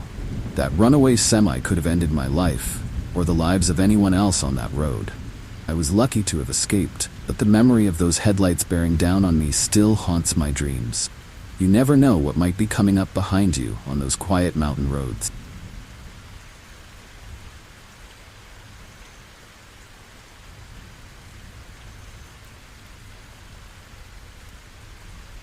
I'd driven down that stretch of interstate countless times before, one of those long, lonely highways that seems to go on forever. It was a quiet afternoon, just me and the open road, no traffic in sight. I was thinking about nothing in particular, just enjoying the peaceful drive. That's when I heard it, a loud crack, like a gunshot, followed by the shattering of glass. My windshield exploded in front of me, sending shards flying everywhere. For a split second, I didn't understand what had happened. I swerved, trying to regain control of the car, my heart pounding in my chest. When I pulled over to the side of the road, I realized the horrifying truth. Someone had shot at my car. The thought sent a chilling wave of fear through me. I was being targeted, but by who? And why? I sat there for a moment, my mind racing. There was no one around, no other cars, nothing but the eerie quiet of the empty highway. I scanned the landscape, looking for any sign of movement, but the vast stretch of desert seemed to swallow everything. Whoever had fired that shot was hidden, watching from a distance. The thought made my skin crawl. I didn't know what to do. Should I stay put or try to drive away? My windshield was shattered, the glass crunching under my hands as I tried to steady myself. Another crack echoed through the air, this one hitting the back of my car. My pulse quickened. Whoever it was, they were still out there, still aiming. I needed to get out of there, fast. I floored it, speeding down the highway, the wind whipping through the broken windshield. My heart raced as I scanned the road ahead, desperate to find an exit, a place to pull off anywhere safe. But the shots kept coming, each one hitting closer, like the shooter was toying with me, playing a deadly game. It was terrifying, knowing that I was being hunted. The highway stretched on, no exits in sight, no cars, no help. I couldn't shake the eerie feeling that the sniper wasn't just shooting from one spot. No, it felt like they were following me, always staying just out of sight. Each crack of gunfire sent a wave of panic through me, the sound of the bullets haunting in the vast, empty silence of the road. I tried to think rationally, but fear clouded my thoughts. What kind of person would do this? Was it random, or was I being targeted for a reason? My hands gripped the wheel tight, sweat pouring down my face as I pushed the car faster, my eyes darting between the road and the rearview mirror, half expecting to see someone chasing me. Then, out of nowhere, I spotted it. A small rest stop up ahead, barely visible in the heat haze. I had no choice. I pulled in, skidding to a stop behind the small building, hoping it would shield me from any more shots. My heart pounded in my chest as I sat there, breathless, waiting for the next crack of gunfire. But this time, there was only silence. I stayed there for what felt like hours, every nerve in my body on high alert, expecting another shot at any moment. But nothing came. The eerie quiet of the rest stop only made things worse. It felt like the sniper was out there, watching, waiting for me to make a move.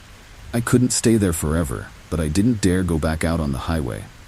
Finally, I gathered the courage to call for help, praying my phone had a signal. To my relief, it did. Police arrived about half an hour later, their flashing lights cutting through the stillness of the desert. They checked my car, the bullet holes in the windshield and rear window, a chilling reminder of how close I'd come to disaster. The officers searched the area, but they found nothing. No trace of the shooter, no sign of where the shots had come from. It was as if the sniper had vanished into thin air, leaving behind nothing but fear and question. I was shaken, but I was alive. Still, the whole experience haunted me. Who had been out there, targeting drivers on a lonely stretch of highway? And why? The police told me I was lucky to have escaped, but the sense of dread didn't leave me. Even now, I can't drive down that stretch of road without looking over my shoulder, wondering if the sniper is still out there, waiting for their next victim. It's a haunting thought, knowing that on these empty highways, you're never really alone. Sometimes danger comes from the places you least expect.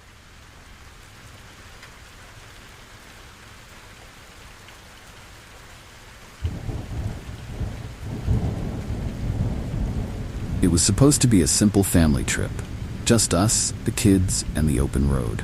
My wife was driving the car, towing our camper, and I was in the lead vehicle, keeping an eye on the GPS as we navigated through the remote wilderness. The drive had been peaceful, the kind of quiet that makes you feel disconnected from the world, in a good way. We were far from any towns, surrounded by nothing but dense forest and winding roads. Then, out of nowhere, our radios cut out. At first, I didn't think much of it.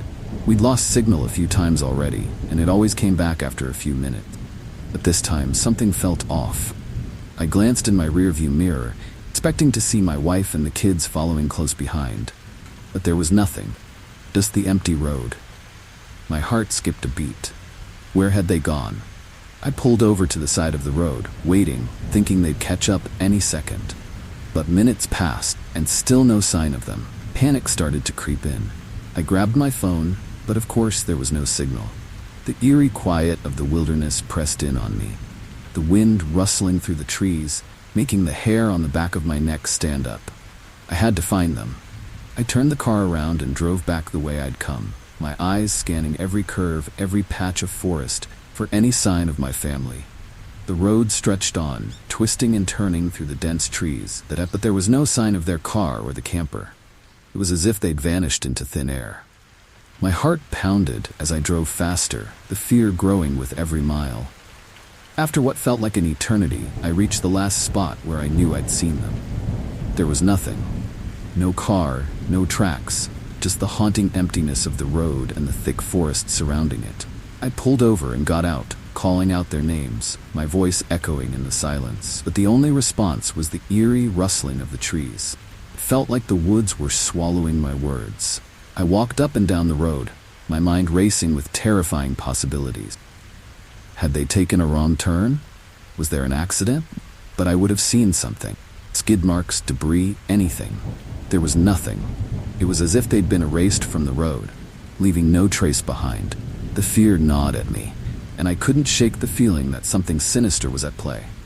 Hours passed, and there was still no sign of them. The sun was starting to set, casting long, eerie shadows over the road. The wilderness, once peaceful, now felt haunting, like it was hiding something from me. I was desperate, my mind spiraling into dark places. What if they were lost out there? What if someone or something had taken them? Just when I thought I couldn't take the silence any longer, I saw it, faint tracks leading off the road and into the forest. My heart raced as I followed them, my mind screaming that this was my only lead. Tracks were fresh, but they didn't make sense. They led deeper into the woods, far from the road, where no car or camper could possibly go. Still, I followed, my hands trembling, fear clawing at my chest. As I ventured further into the woods, the tracks disappeared, swallowed by the thick underbrush. I stood there, the trees looming over me, casting eerie shadows in the fading light. I called out again, my voice shaking. The forest swallowed my words. It felt like I was walking into a nightmare, kind where nothing makes sense and you're constantly on the edge of something terrible. I searched until the sun had completely set, but there was no sign of my wife or the kids. Exhausted and terrified, I made my way back to the road, my mind racing with every possible explanation. Had they been taken by someone? Had they somehow driven off the road without me noticing? None of it made sense, and the not knowing was the worst part. I finally made it back to my car, cold night air chilling me to the bone. I sat there, staring at the empty road, feeling more alone than I ever had in my life. Police eventually came, but they found nothing. No car, no camper, no sign that they had ever been there at all. It was like they had disappeared from existence, leaving me with nothing but haunting questions and no answers. To this day, I still search for them. Every lead, every faint rumor, I follow. But deep down, I know the truth. They're gone. And whatever took them that day, whatever made them vanish from that lonely road, it's still out there, waiting, watching. The wilderness isn't always what it seems, and sometimes the things you lose are never meant to be found.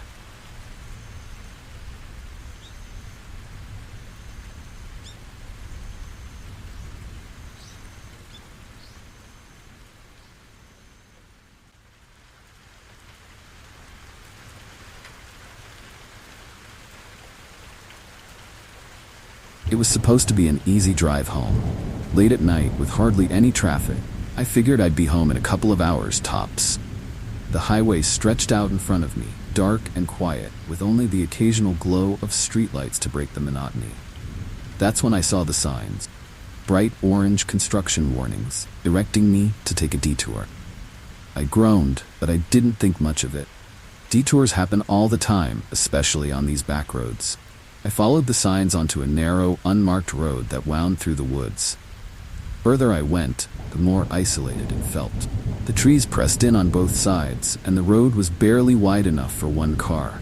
My headlights cut through the darkness, illuminating nothing but empty road ahead. After a while, it started to feel eerie, like I was the only person for miles. But I kept going, trusting the signs. The road twisted and turned, leading me deeper into the forest. After what felt like an eternity, I saw a set of flashing lights up ahead. Construction vehicles blocking the road. Relief washed over me, thinking I was almost through the detour. I slowed down, expecting to be waved through, but something felt off. There were no workers in sight, just the truck, sitting there, engines idling, casting long, eerie shadows across the road. I pulled up, rolled down my window, and waited for someone to approach, but no one did. My heart started to race. I honked the horn, hoping to get someone's attention. That's when I saw them. Figures, stepping out from behind the construction vehicles. They weren't wearing hard hats or reflective vests. They didn't look like workers at all. My stomach dropped.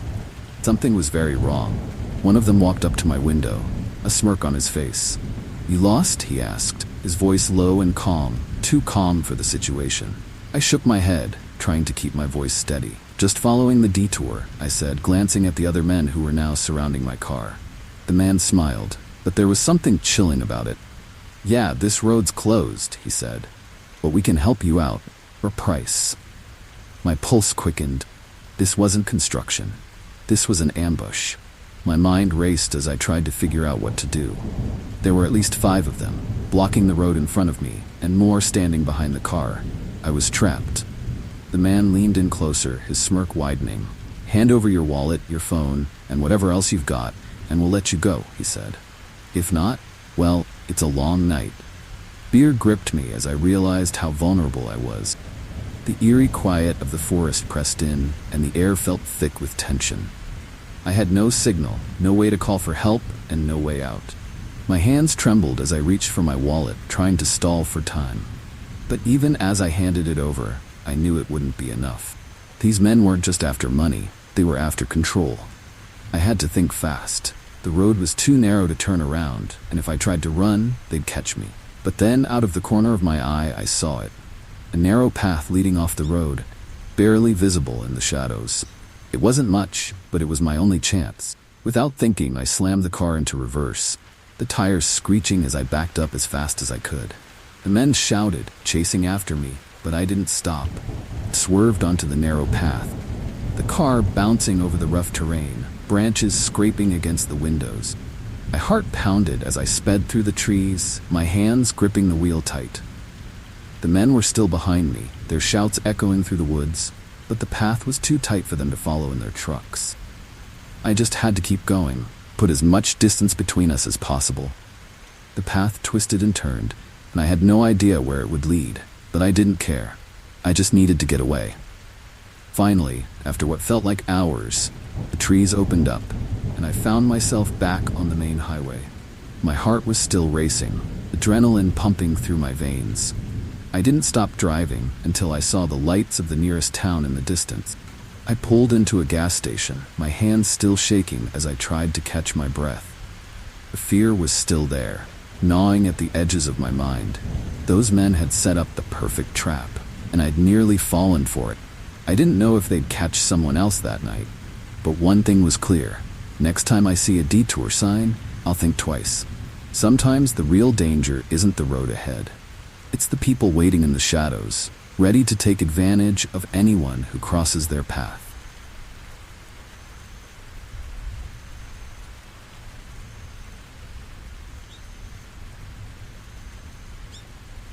I'd been on the road for hours, driving through endless stretches of rural highway. The sun was starting to dip below the horizon, casting a soft orange glow over the landscape.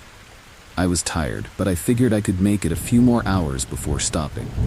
That's when I saw her, a woman standing on the side of the road, waving her arms frantically. Her car was parked a little ways back, the hood propped open. My first instinct was to keep driving, but something about the look on her face stopped me. Pulled over, rolling down my window. She ran up to the car, face flushed, and asked if I could give her a ride to the nearest town. She explained that her car had broken down and she didn't have cell service. I hesitated for a second, that little voice in the back of my head warning me to be careful, but her desperation seemed real. So I agreed, unlocking the passenger door. As she got in, I couldn't shake the feeling that something was off.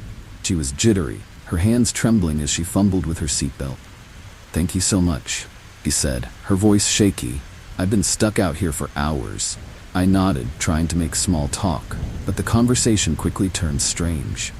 She started rambling about her car, about how it had broken down before, but her story didn't quite add up. The details kept changing. First, it was a flat tire. Then the engine overheated. A chill crept down my spine as I listened, my hands gripping the steering wheel tighter. Something wasn't right. I glanced over at her, and that's when I noticed her eyes darting toward my phone on the console. She seemed too interested in it, and I suddenly realized I hadn't seen any car back on the road. My mind started racing. Who was she really?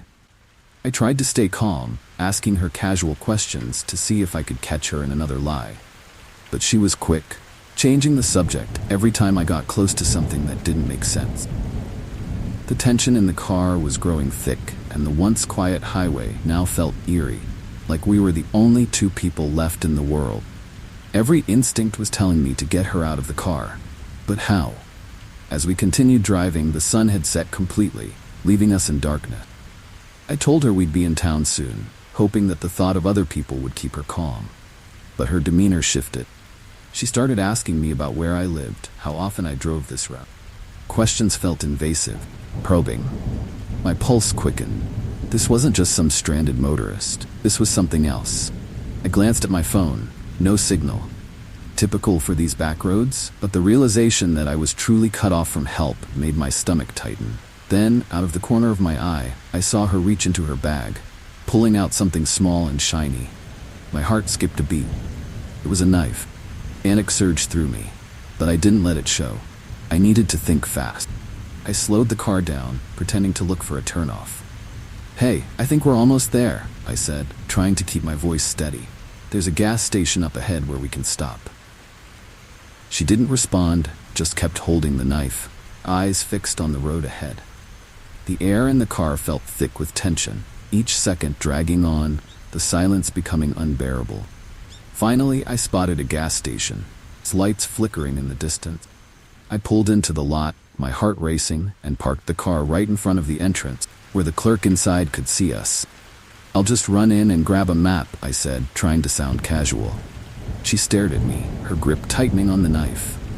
"I'll come with you," she said, voice low, almost chilling. I nodded, but as soon as I stepped out of the car, I bolted into the gas station, shouting for help. The clerk saw the panic on my face and immediately locked the door behind me. We watched as the woman stood there for a moment, then calmly got out of the car and disappeared into the darkness. No sign of her broken-down vehicle, no sign of her at all. The police came, but they couldn't find her. There was no trace of the woman, no car left on the side of the road where I'd supposedly picked her up. She had vanished, leaving behind only the eerie memory of that haunting ride. I never found out who she was or what her true intentions had been, but one thing was clear. She wasn't who she claimed to be. Since that night, I've been a lot more cautious about picking up hitchhikers. Sometimes, the people who seem most in need of help aren't the ones who are in danger. They're the ones bringing danger to you. If you ever find yourself on a dark road and someone flags you down, think twice. You might be letting more than just a stranger into your car.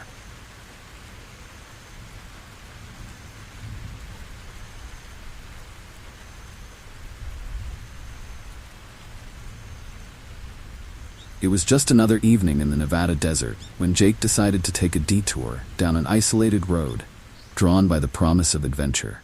The sun was setting, casting long shadows that seemed to stretch endlessly in every direction.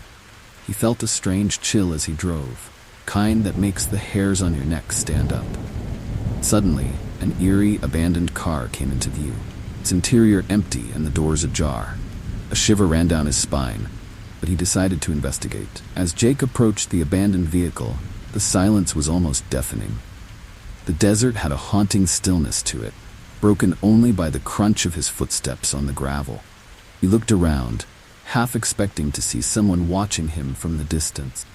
The air seemed to thicken with an unsettling presence, making him feel as if he was being watched.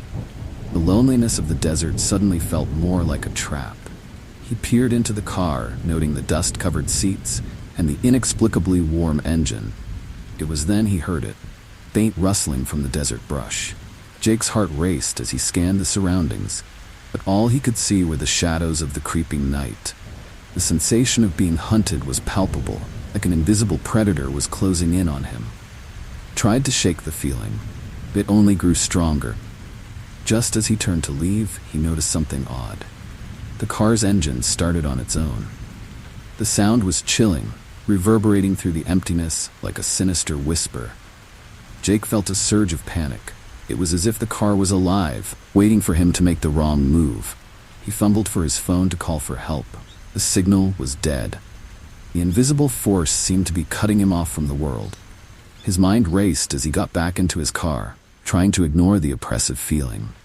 Every road seemed to look the same under the darkening sky. Familiar landmarks nowhere to be seen.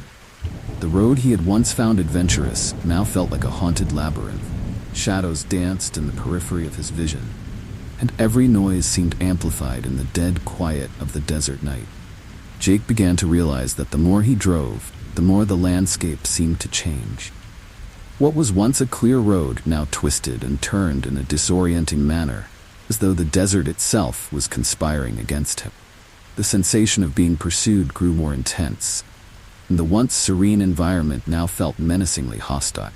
The shadows seemed to follow him, growing longer and darker with each passing moment. His attempts to escape the haunting presence were in vain. The road stretched out endlessly, devoid of any recognizable features. The silence was broken only by the sound of his own breathing, heavy and ragged. Every turn seemed to lead him back to the same place, a never-ending cycle of dread and confusion. The invisible force seemed to be toying with him, ensuring he could never leave. As the night deepened, Jake's fear turned into desperation. The road that had once seemed so innocuous was now a nightmarish trap. The engine of the abandoned car continued to roar in the distance, a constant reminder of the unseen threat lurking just beyond his vision. The landscape seemed to close in on him, the horizon merging with the dark sky in an oppressive embrace. Hours passed, or maybe it was only minutes. Time had lost all meaning. Jake felt as if he was trapped in a haunting, otherworldly loop, his attempts to escape only bringing him closer to the source of his terror.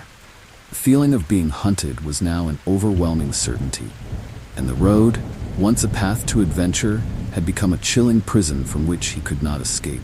Finally, in a moment of overwhelming dread, Jake's car came to a sudden halt. The engine sputtered and died, and the oppressive silence of the desert enveloped him completely. He sat there, paralyzed with fear, the haunting realization dawning on him that he might never leave this cursed road alive. The chilling, invisible force had won, and Jake was left alone with his terror, destined to become another ghost story of the Nevada desert.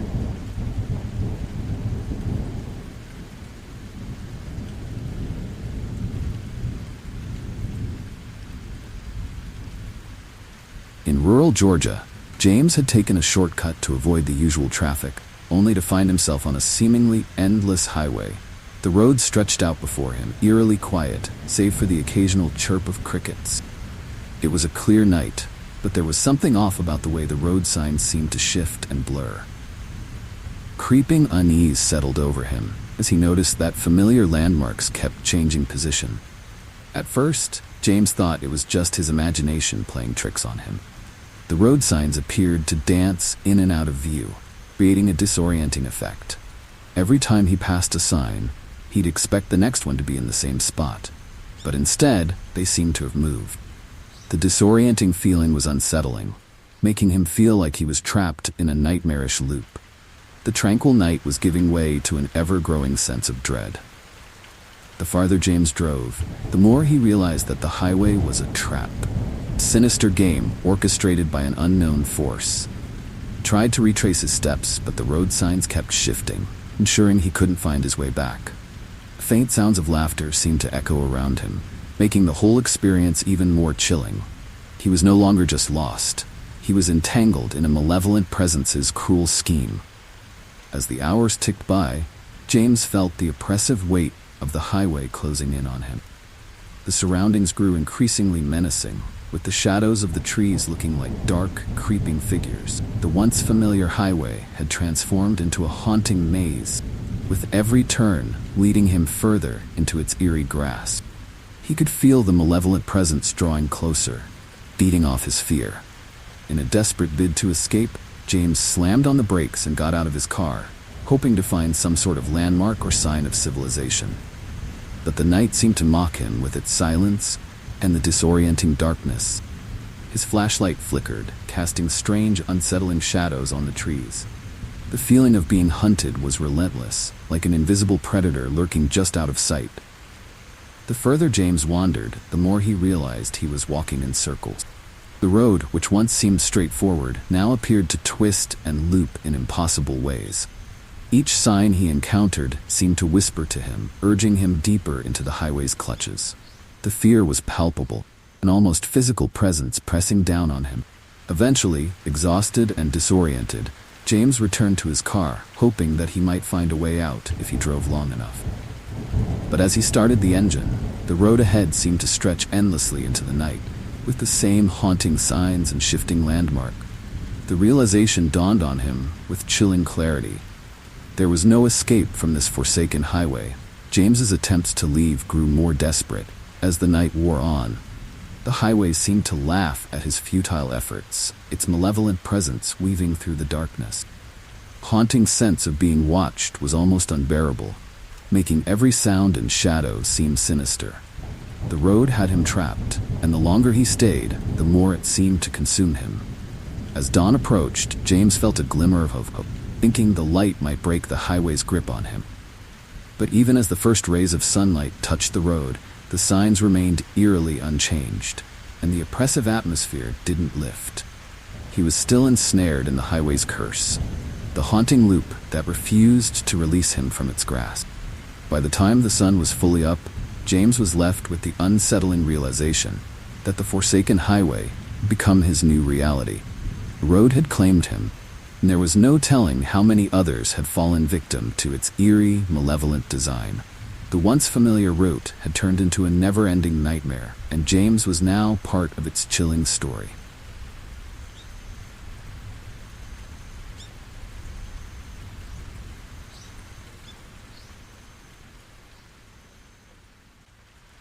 In the dense Pisgah National Forest near Asheville, North Carolina, Emma and her friends were excited to camp under the stars.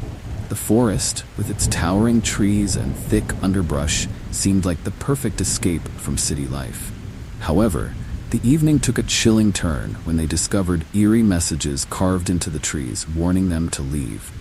The warnings were cryptic. The feeling of foreboding was unmistakable.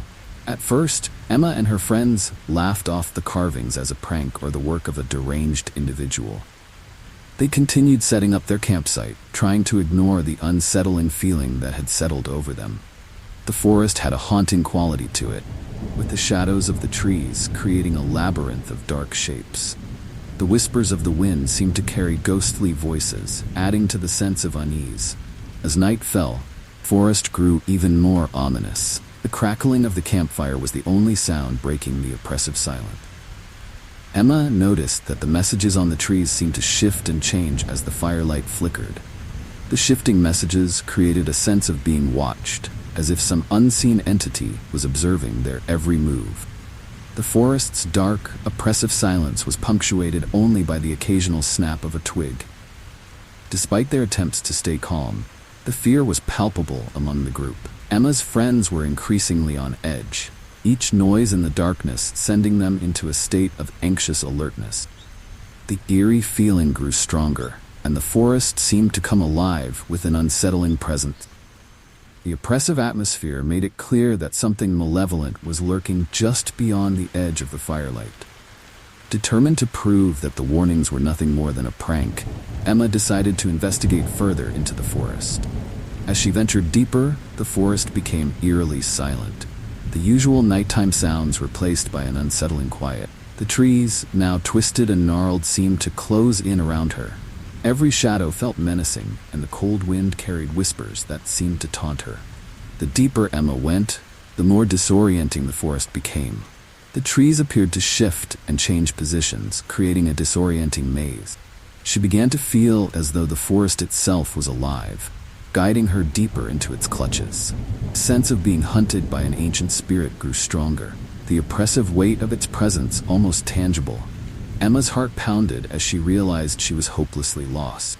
Desperate to escape, Emma turned back, only to find that the path she had taken had vanished. The forest had transformed into a nightmarish maze, the trees now seeming to conspire against her. The once familiar forest had become a haunted, twisting labyrinth, and the feeling of being pursued by an ancient, malevolent spirit was overwhelming. Emma could almost feel the entity's cold breath on her neck as she stumbled through the darkness. As the hours dragged on, Emma's fear reached a fever pitch. The forest, now a living nightmare, seemed to close in on her, the oppressive silence broken only by her ragged breaths. The sense of dread was suffocating, and the once beautiful forest had become a chilling prison. The spirit, with its ancient rage and malevolence, seemed to be closing in on her, ensuring that escape was nearly impossible. Finally, Emma's friends found her, barely conscious and on the brink of hysteria. The forest, as if satisfied with its prey, seemed to release its grip, allowing them to escape. But the haunting experience left them forever scarred, with the chilling memories of the Pisgah National Forest lingering in their minds like an unwelcome shadow.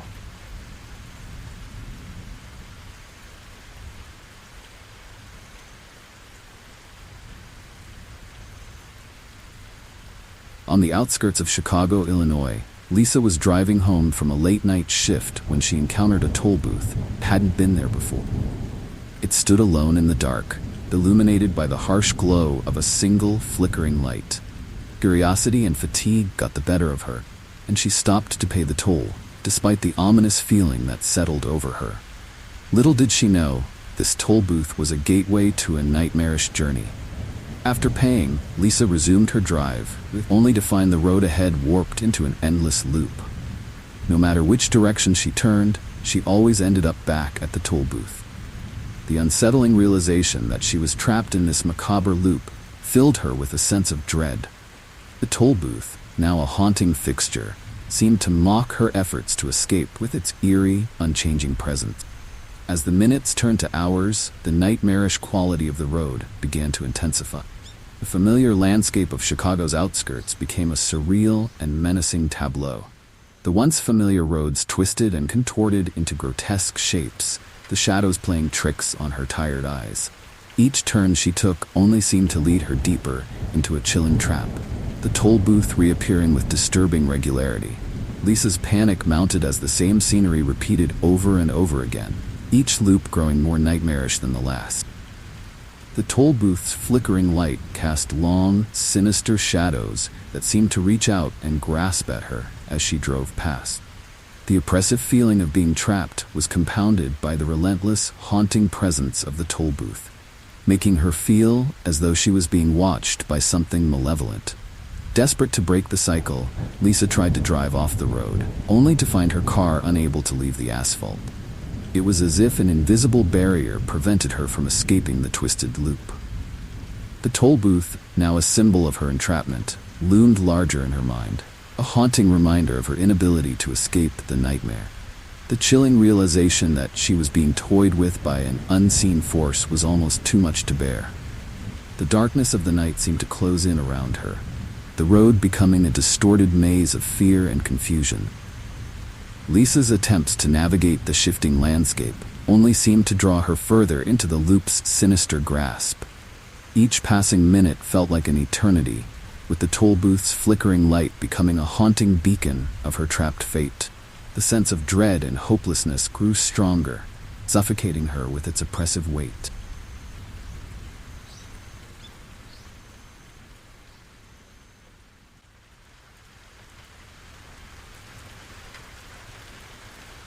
In the outskirts of Portland, Oregon, Mark decided to take a shortcut through a dark, wooded area to avoid the usual traffic. The shortcut, though unmarked on the map, seemed like a quick way home. As he ventured into the woods, the air grew colder, and the dense trees formed an almost suffocating canopy above. The silence of the forest was unsettling, broken only by the occasional rustling of leaves and the eerie calls of distant animals. The deeper Mark drove, the darker and more oppressive the woods became. Trees, now thick and twisted, seemed to press in on him from all sides. The feeling of being watched grew stronger, and a chill ran down his spine. The shortcut, which he had hoped would save him time, was turning into a haunting ordeal. The sense of dread was palpable, as if the forest itself was conspiring against him. Suddenly, Mark's headlights illuminated an unsettling sight. An abandoned shack deep within the woods. The shack, old and decrepit, looked as though it had been untouched for decades. The sight was eerie, and he felt an inexplicable urge to turn back. But curiosity got the better of him, and he decided to investigate the dilapidated structure, hoping to find some clue about this foreboding shortcut. As Mark approached the shack, he noticed strange symbols scrawled on the walls. The symbols were crude, and their meanings were unclear, but they exuded a chilling sense of malevolence. The shack's interior was filled with a musty, oppressive air, and Mark felt an unsettling presence. The realization dawned on him that he might have stumbled into a trap set by a sinister force that preys on lost travelers. The atmosphere grew more menacing as Mark explored further. The forest seemed to close in around him, with shadows moving in the periphery of his vision. Every creak and groan of the shack seemed to echo with an otherworldly resonance. The sense of being hunted was overwhelming, as if something unseen was stalking him through the darkness. Mark's heart pounded as he tried to find his way back to the car. Desperate to escape, Mark fled from the shack and returned to his vehicle, but the woods had become a twisted maze. The once familiar shortcut had transformed into a nightmarish labyrinth with no clear path out. The trees seemed to shift and move, and the darkness was absolute. Every turn led him deeper into the forest's clutches, the malevolent presence growing stronger with each passing moment. Mark's attempts to navigate the forest only seemed to lead him further into its deadly embrace. The oppressive silence was occasionally broken by the haunting sound of footsteps or distant whispers. Forest, which had seemed like a simple shortcut, was now a terrifying trap, with every road and path leading him deeper into the unknown. The chilling realization that escape was impossible left him in a state of sheer panic.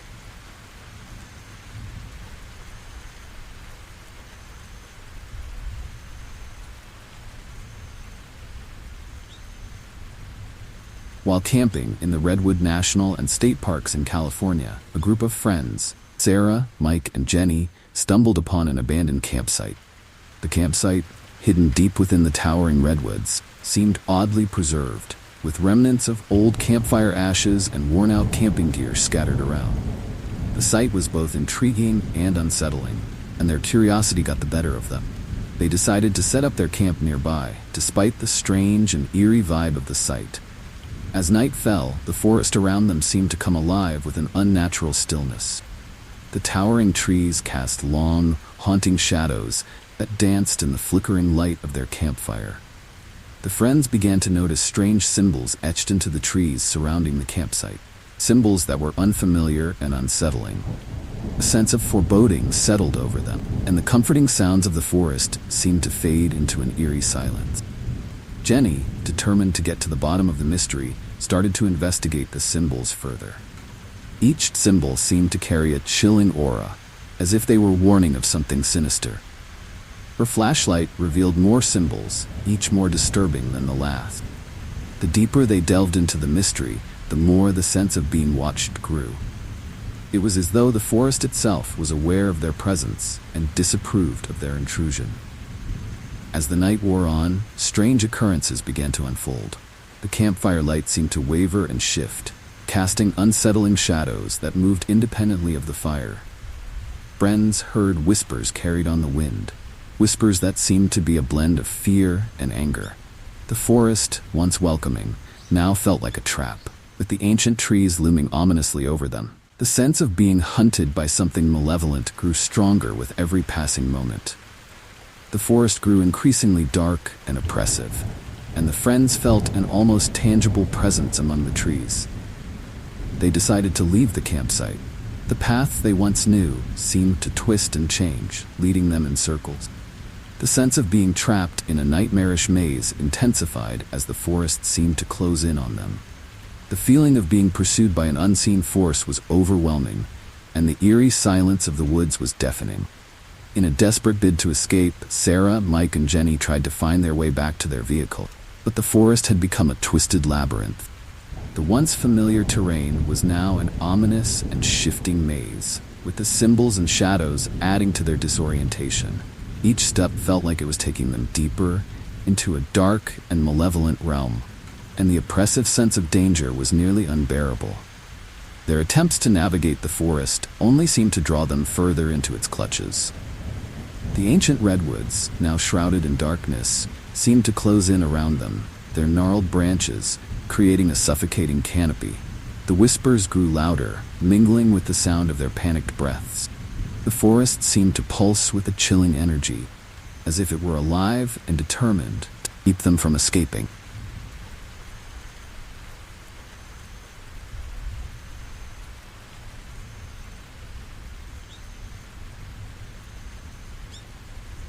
On a desolate stretch of road in rural Maine, Tom drove through the dense woods, the headlights slicing through the encroaching darkness. It was an unusually quiet night, and the solitude of the forest felt both peaceful and unsettling. Suddenly, he began to hear faint whispers coming from the woods. At first, they were barely audible. Like a distant conversation, they grew louder and more frantic as he drove. The whispers seemed to beckon him, leading him deeper into the forest's heart. Tom's curiosity got the better of him, and he slowed down, straining to hear the whispers more clearly. They were now a haunting cacophony, swirling around him with a chilling urgency. The eerie voices seemed to guide him, and as he followed the sound, the forest grew denser and more foreboding. The shadows between the trees lengthened, and a sense of dread began to settle in, as if the whispers were leading him toward a hidden terror that emerged only under the cover of night. Despite the growing unease, Tom pressed on, driven by a morbid curiosity. The whispers led him to a small clearing, where the darkness seemed to take on a tangible form. In the center of the clearing stood an old, dilapidated structure, half hidden by the overgrown vegetation. The place had an unsettling aura, as if it had been abandoned for years, yet somehow it was still waiting for him. The whispers grew louder, their frantic tones now almost pleading. As he approached the structure, Tom noticed strange symbols etched into the walls, their meanings obscured by time and decay. The air was thick with an oppressive silence, punctuated only by the distant, haunting whispers that seemed to echo from every corner of the clearing. The sense of being watched intensified, and Tom felt a chill run down his spine. The whispers now seemed to come from the shadows themselves, guiding him toward a terrifying revelation. Tom entered the structure, his flashlight casting eerie shadows on the walls. The inside was filled with strange, ancient artifacts and remnants of rituals long forgotten. The whispers grew louder, their frantic tone now accompanied by a chilling, supernatural presence. It was as if the very walls of the place were alive, resonating with the voices of those who had come before him, trapped in a nightmarish loop. The deeper Tom ventured, the more the whispers seemed to envelop him, their urgency increasing as if trying to warn him of something unspeakable. The air grew colder, and the shadows around him began to shift and writhe, as though they were alive. Tom's heart raced with terror as he realized that the whispers were not merely guiding him, but were part of a malevolent force that sought to keep him trapped in this place forever. Desperately, Tom turned to leave, but the clearing had changed.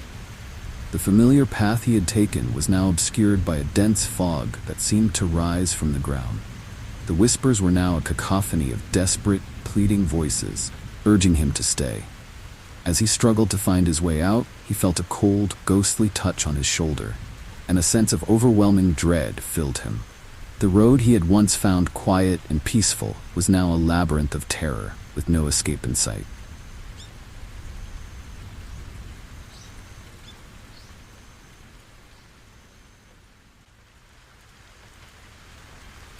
Traveling along Route 66 in Arizona, Laura decided to take a break at an old rest stop she had spotted from the highway. The place looked abandoned, with peeling paint and overgrown weeds, but it seemed like a good spot to stretch her legs and grab a quick snack. As she stepped inside, she noticed how the interior seemed frozen in time. The faded posters on the walls and the dusty vending machines gave the place an eerie, almost haunting quality. Laura's initial curiosity turned to unease. As she explored the rest stop, she found strange items scattered around. An old newspaper with headlines about disappearances and a notebook filled with cryptic notes. The more she explored, the more she felt an unsettling presence, as if she were being watched. The air was thick with an oppressive silence, broken only by the occasional creak of the old building settling. A chilling realization began to dawn on her. She might not be alone. In the dim light of the rest stop, Laura noticed strange markings on the walls, resembling symbols she couldn't quite understand. They seemed to pulsate with an eerie energy, casting long, ghostly shadows in the flickering light. The sense of foreboding grew stronger, and the oppressive atmosphere of the place seemed to weigh down on her. It became clear that this was not just an abandoned rest stop, but something far more sinister. As Laura continued to investigate, she stumbled upon a hidden door leading to a basement. The stairs creaked ominously as she descended, the air growing colder with each step. The basement was filled with old, dusty furniture and personal belongings that looked like they had been left in a hurry. The chilling feeling of being watched was almost overwhelming, and she felt an increasing sense of dread as she searched the basement for answers. In a dark corner of the basement, Laura discovered a collection of old photographs and documents detailing the rest stop's grim history. It became apparent that the place had a deadly reputation, associated with a series of unexplained disappearances. The air was thick with an unsettling presence, and Laura felt a sudden, cold draft, as if the ghosts of the past were trying to communicate with her. The sense of danger escalated as Laura realized she was not just in a place of history, but in a trap set by something malevolent. The rest stop, with its haunting past and eerie atmosphere, seemed to be alive, a sinister force. Desperate to leave, Laura raced back up the stairs, only to find the main entrance blocked by an invisible barrier. She was trapped, with the oppressive weight of the rest stop's dark history closing in on her.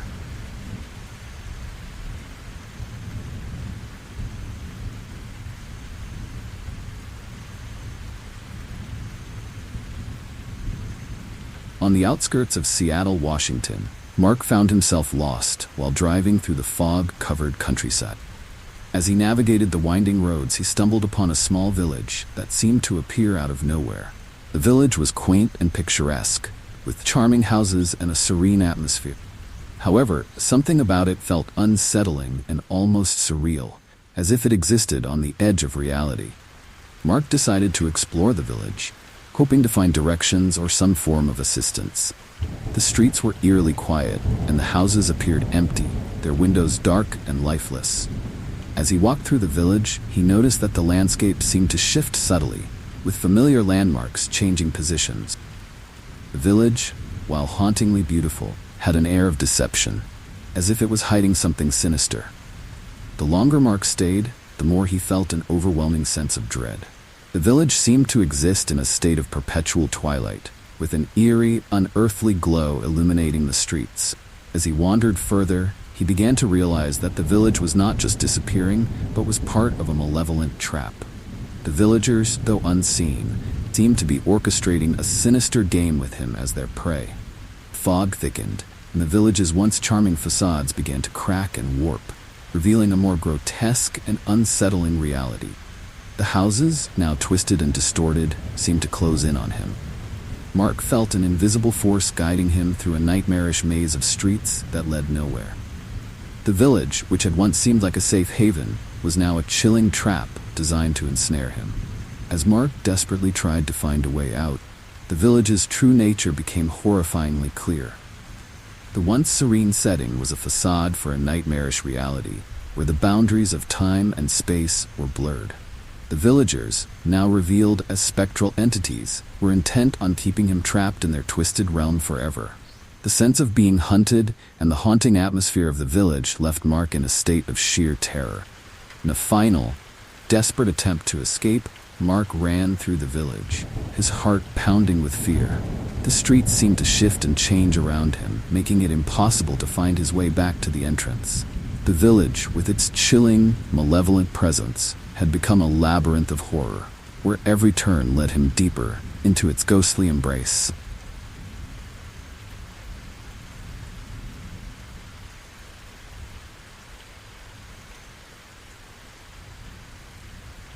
While navigating through the murky swamps of Louisiana, Clara's headlights caught sight of an abandoned car in the middle of a narrow, fog-choked road. The vehicle was eerily pristine, as if it had been left there just moments ago. Yet the surrounding swamp seemed to have swallowed everything else. Clara's curiosity, mixed with a sense of unease, prompted her to stop and investigate. The chilling fog rolled around her, and the silence was broken only by the occasional croak of a distant frog. Stepping out of her car, Clara felt the oppressive humidity close in around her. The abandoned car looked out of place, its shine contrasting starkly with the dilapidated swamp. As she approached, she noticed the interior was untouched, and the engine was cool, as if the car had been abandoned for longer than it seemed. The swamp's silence was unnerving, and she couldn't shake the feeling that she was being watched by unseen eyes. The ground around the car was soft and treacherous, and Clara's footsteps seemed unnaturally loud in the thick quiet. The sense of being followed grew stronger, and she started to hear faint rustling sounds in the underbrush, like someone, or something, moving just beyond her sight. The feeling of dread was almost palpable, as if the fog itself was concealing a lurking predator. Clara's heart raced as she tried to make sense of the unsettling atmosphere. As she circled the car, the rustling sounds grew louder and more deliberate. Clara's flashlight flickered, casting eerie shadows that seemed to move with a life of their own. Fog thickened, swallowing up the light and further distorting her surroundings. She realized that the swamp seemed to be closing in on her, the once distant rustling sounds now echoing with a haunting intensity. The sensation of being stalked was overwhelming. Clara decided to return to her car and leave the area, but as she turned, she saw that the vehicle she had driven was no longer where she had parked it. The horror of the situation hit her like a cold wave. Her car had vanished without a trace. The once familiar road was now obscured by the thickening fog, and the sense of being trapped in the swamp became more pronounced. The rustling sounds had stopped, replaced by an oppressive, suffocating silence. In a desperate attempt to find her car and escape, Clara pushed through the dense undergrowth, her flashlight struggling to penetrate the heavy fog. The swamp seemed to shift around her, a path she thought she knew now, leading her deeper into a nightmarish maze. The feeling of being hunted by an unseen predator was unrelenting, and the fog itself seemed to thicken with an almost malevolent intent. Every step she took felt heavier, the swamp's oppressive grip dragging her deeper into its chilling embrace.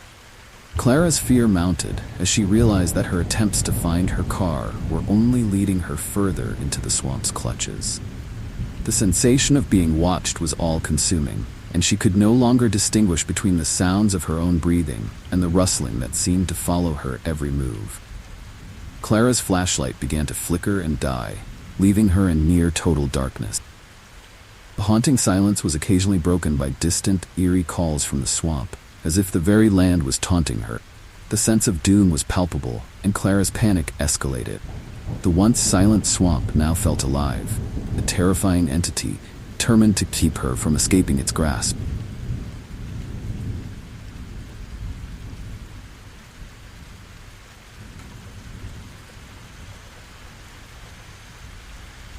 In the shadow of the Appalachian Mountains in Tennessee, Dave found himself driving through an area where the sky seemed perpetually stuck in twilight.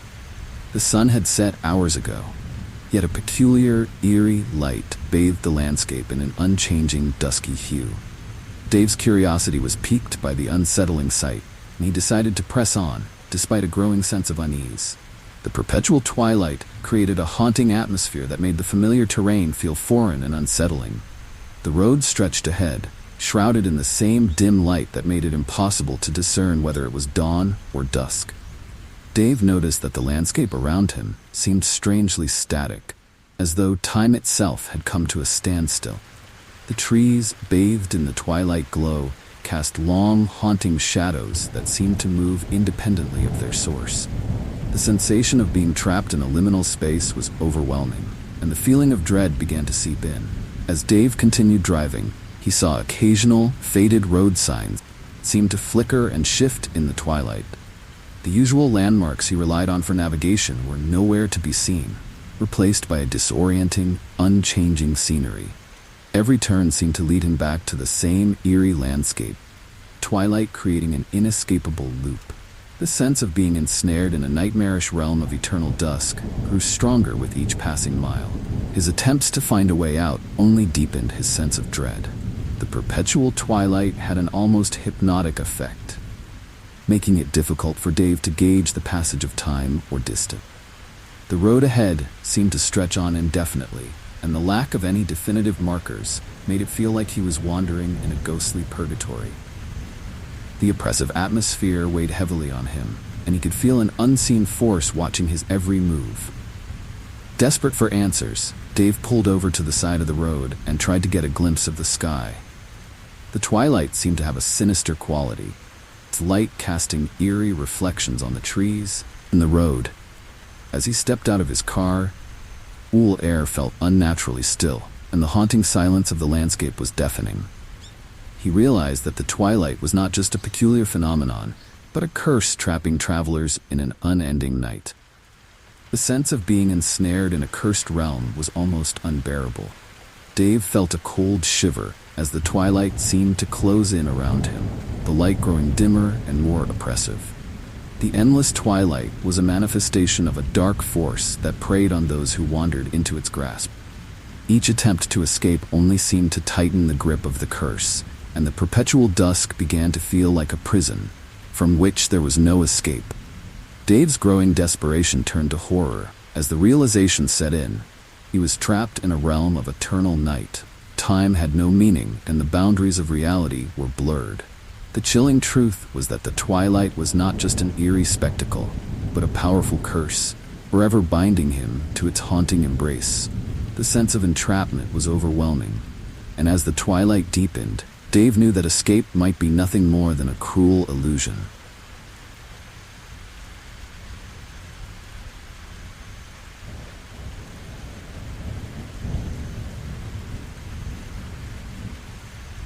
In the backwoods of Pennsylvania, Sarah was driving home after a long day when she noticed strange lights flickering in the distance. The lights appeared intermittently through the dense trees, casting eerie, wavering glows that seemed to beckon her. Intrigued and somewhat unnerved, Sarah decided to follow the lights, hoping to uncover their source. The woods, cloaked in an unsettling darkness, seemed to pulse with a chilling energy as she drove deeper into the forest. The deeper Sarah went, the more the lights seemed to flicker and dance in the periphery of her vision. They moved with an almost sentient quality, as if they were deliberately guiding her towards some hidden destination. The haunting glow of the lights created a mesmerizing yet disorienting effect, making it difficult for her to gauge the distance or direction. The sense of being lured into something sinister grew stronger, and the woods around her took on a more ominous, foreboding quality. As she ventured further, Sarah found herself in a secluded clearing bathed in the flickering light of the mysterious orbs. The lights danced in midair, casting strange, distorted shadows on the trees and the ground. The clearing felt strangely surreal, as if it existed outside of normal time and space. The mesmerizing light seemed to draw her in, and a deep sense of foreboding washed over her, as she realized she was walking into a carefully laid trap. Flickering lights intensified, and Sarah began to feel an unsettling presence around her. The shadows grew darker and more animated, and the forest seemed to close in, pressing against the edges of the clearing. The lights now seemed almost malevolent, their once charming flicker turning into an ominous signal of danger. The eerie silence of the clearing was occasionally broken by unsettling sounds, like whispers or distant cries, that made the atmosphere even more chilling. As Sarah tried to backtrack, he found that the woods had become a labyrinth, shifting shadows and false paths. The lights, now seemingly mocking her attempts to escape, continued their haunting dance, leading her deeper into the trap. The realization that the lights were not a beacon of hope, but a lure designed to ensnare her, became painfully clear. The once familiar backwoods had transformed into a nightmarish maze, with no apparent way out. In a frantic bid to escape, Sarah pushed through the disorienting darkness, her flashlight barely cutting through the oppressive gloom. The forest around her seemed to mock her efforts, with the flickering lights now appearing to swirl around her in a disorienting pattern. The sense of being trapped and hunted by something that thrived on fear was overwhelming, and the once charming lights now seemed like a cruel taunt from the darkness.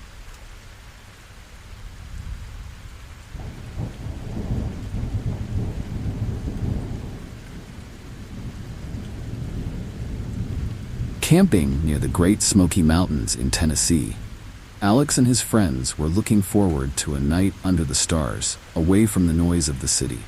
They set up their campsite in a quiet clearing surrounded by dense woods.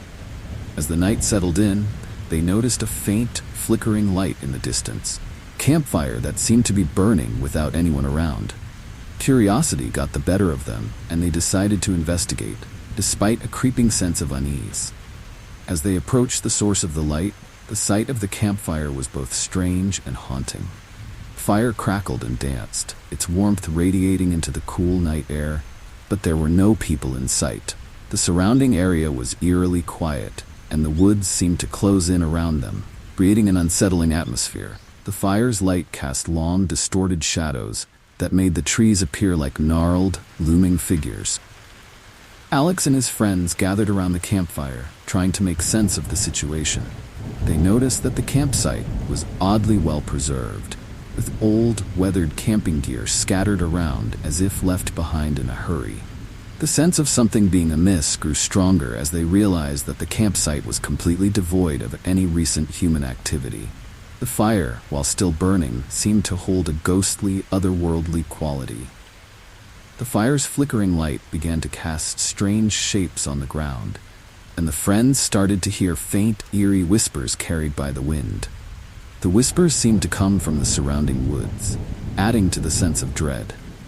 The once comforting warmth of the fire turned into an unsettling presence, and the friends felt an oppressive weight in the air, as if the campfire was a beacon drawing them into a sinister event from the past.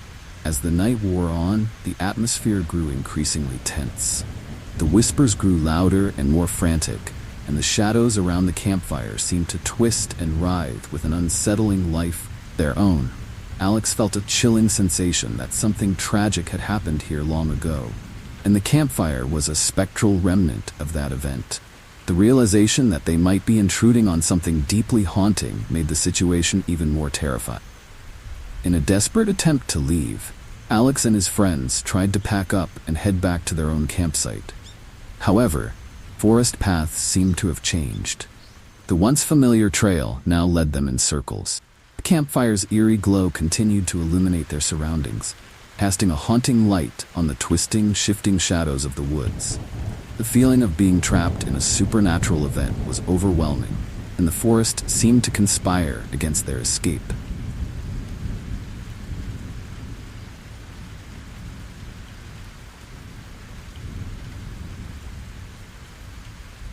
On a foggy evening near Seattle, Washington, Jake was driving through a remote stretch of road when he stumbled upon a quaint, seemingly idyllic village.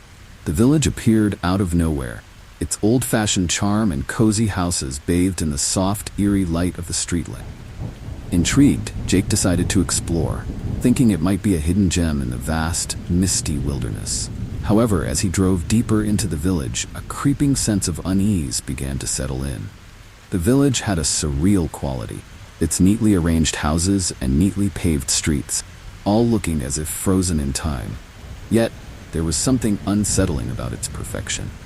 The streets were eerily empty, and there were no signs of life, no sounds of conversation or laughter, just an oppressive silence.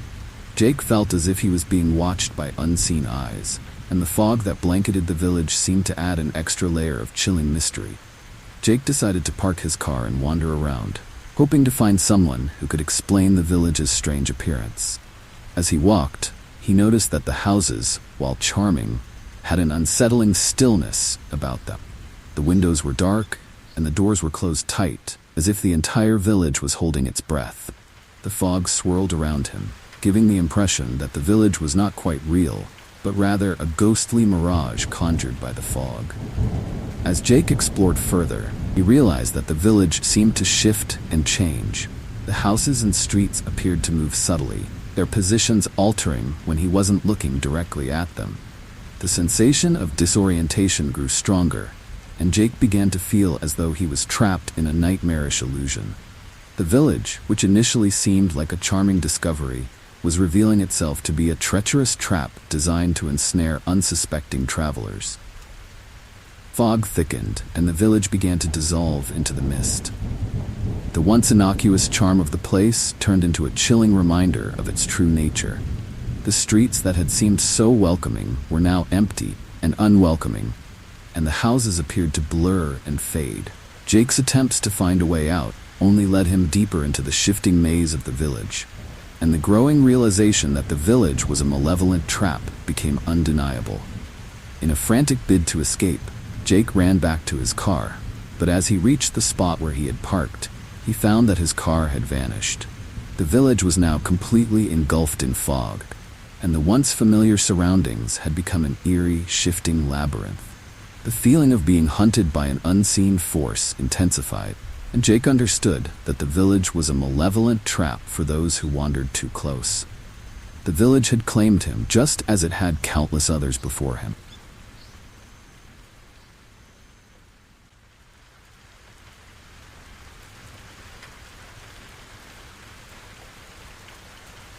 As David drove through a remote tunnel in New York's Adirondack Mountains, the feeling of isolation was almost palpable. The walls of the tunnel, carved out of the ancient rock, loomed on either side, creating a claustrophobic atmosphere. His headlights cast eerie shadows, and the only sound was the steady hum of his engine. It wasn't long before David began to hear faint echoes of his own voice bouncing off the walls. The repetition was disconcerting, making the tunnel feel unnervingly alive. The echoes soon morphed into disturbing, dissonant noises that didn't quite match the rhythm of his voice. Strange, almost unintelligible whispers seemed to weave in and out of the echoes, growing louder with each passing moment. David's sense of unease deepened, and he felt as if he were not alone in the tunnel. The haunting sounds created a chilling ambiance, and he couldn't shake the feeling that something was lurking just beyond the reach of his headlights. As the echoes grew more pronounced, David noticed that the shadows in the tunnel seemed to move independently of his car. The dark shapes appeared to slither and twist along the walls, taking on an almost sentient quality. The once familiar tunnel now felt like a trap, a sinister realm where the laws of reality were bending to some unseen force. David's heart raced as he realized that the tunnel was harboring a deadly secret, one that was determined to keep him from escaping. The unsettling whispers became more frantic, and David's fear intensified as the tunnel seemed to close in around him. The walls, once solid and reassuring, now seemed to pulse with a haunting energy. He could hear the faint sound of footsteps echoing behind him, growing closer with each passing second. The echoes were no longer just a distortion of sound, but a chilling reminder that something malevolent was following him through the tunnel. Desperate to escape, David accelerated, hoping to outrun the eerie presence that seemed to be closing in. The tunnel, however, appeared to stretch on endlessly, its dark, oppressive walls never giving way to the outside world. The whispers grew louder and more chaotic, merging into a cacophony of frightening sounds. David's sense of time and space began to warp, and the tunnel felt like a nightmarish maze designed to trap him forever. In a final, frantic bid for freedom, David turned off his headlights, plunging the tunnel into complete darkness. The sudden change in visibility made the whispers and echoes even more disorienting, and he could feel the oppressive weight of the unseen force pressing in on him. The tunnel's chilling embrace seemed to tighten, and David realized that escaping the tunnel's haunting grip would require more than just physical speed. It would demand a confrontation with the dark, sinister presence that lurked within.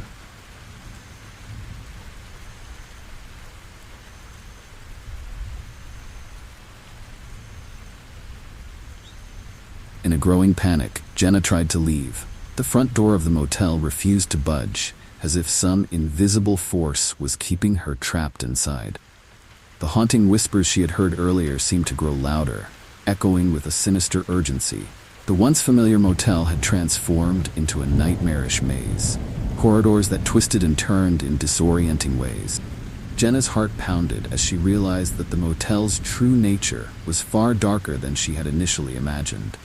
Desperate and frightened, Jenna searched for an alternative exit, but every attempt only led her deeper into the motel's sinister labyrinth. The feeling of being pursued by unseen entities grew stronger, and the chilling realization dawned that the motel's abandonment was not merely a result of neglect, the consequence of something far more malevolent. The ghosts of those who had stayed there were now fully awakened, seeking to ensnare anyone who dared to intrude on their forgotten domain. In the vast, desolate stretches of the desert near El Paso, Texas, Jenna's car sputtered to a stop just outside a crumbling, abandoned motel. The once vibrant sign now hung askew, its neon lights long extinguished. It was the only building in sight, and with night rapidly approaching, Jenna decided it was the perfect place to spend the night. The motel's dilapidated appearance offset by the eerie, ghostly quiet of the desert, which made the decision to stay both convenient and unsettling. Stepping into the motel's lobby, Jenna was struck by a chilling silence that seemed to permeate the air. The interior was covered in layers of dust, with old furniture shrouded in white sheets. The faint smell of decay lingered, and the flickering light from a broken chandelier cast eerie shadows on the walls. As Jenna wandered through the empty rooms, she discovered a series of unsettling clues: faded photographs, old receipts, and personal items that suggested the motel had been abruptly abandoned, leaving behind more than just empty spaces. The deeper Jenna explored, the more she felt a creeping sense of dread. In one of the rooms, she found a bed with neatly folded sheets and a diary lying open on the nightstand. The diary's pages were filled with frantic, desperate entries about the occupants' last days in the motel, hinting at something sinister that had driven them away. The more she read, the more the atmosphere seemed to thicken with an oppressive, chilling presence. As night fell, temperature dropped, and the motel seemed to come alive with haunting echoes of the past. Jenna heard the faint sounds of footsteps in the hallways, followed by doors creaking open and shut as if unseen guests were moving about. The sense of being watched was overwhelming, and every shadow seemed to flicker with a ghostly presence. The motel, once an ordinary establishment, now felt like a place trapped between worlds, a realm haunted by those who had never checked out.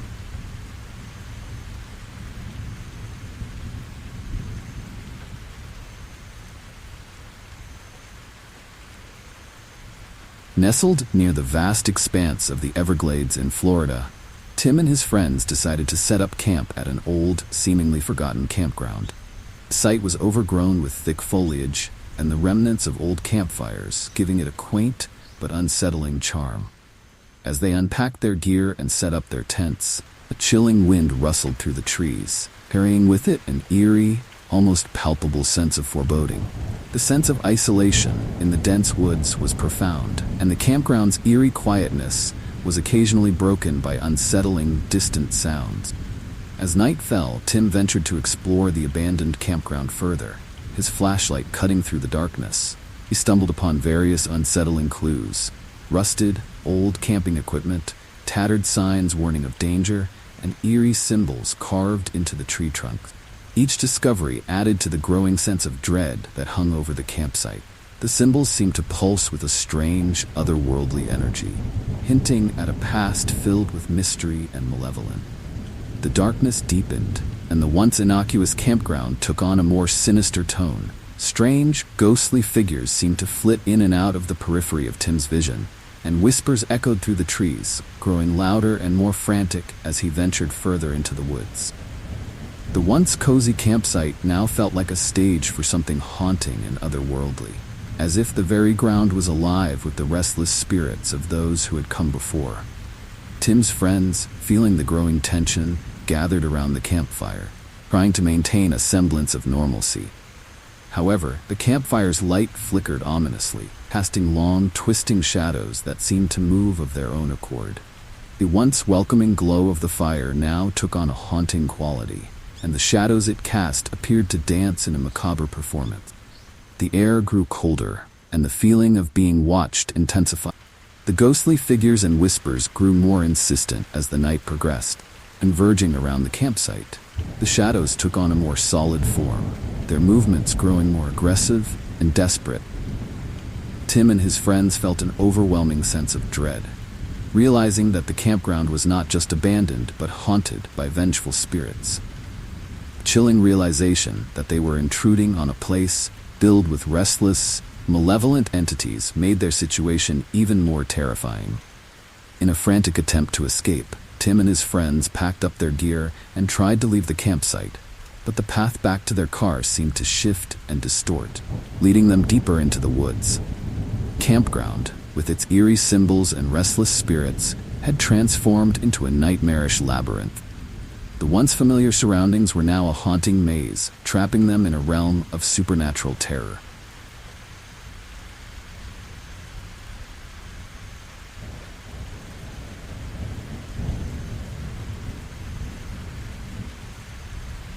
On a desolate highway in rural Wyoming, Robert was driving through the darkness, only sound being the steady hum of his car engine. The road seemed endless, bordered by vast stretches of empty plains that were swallowed by the night. The headlights cut through the darkness, illuminating only a narrow strip of the road ahead.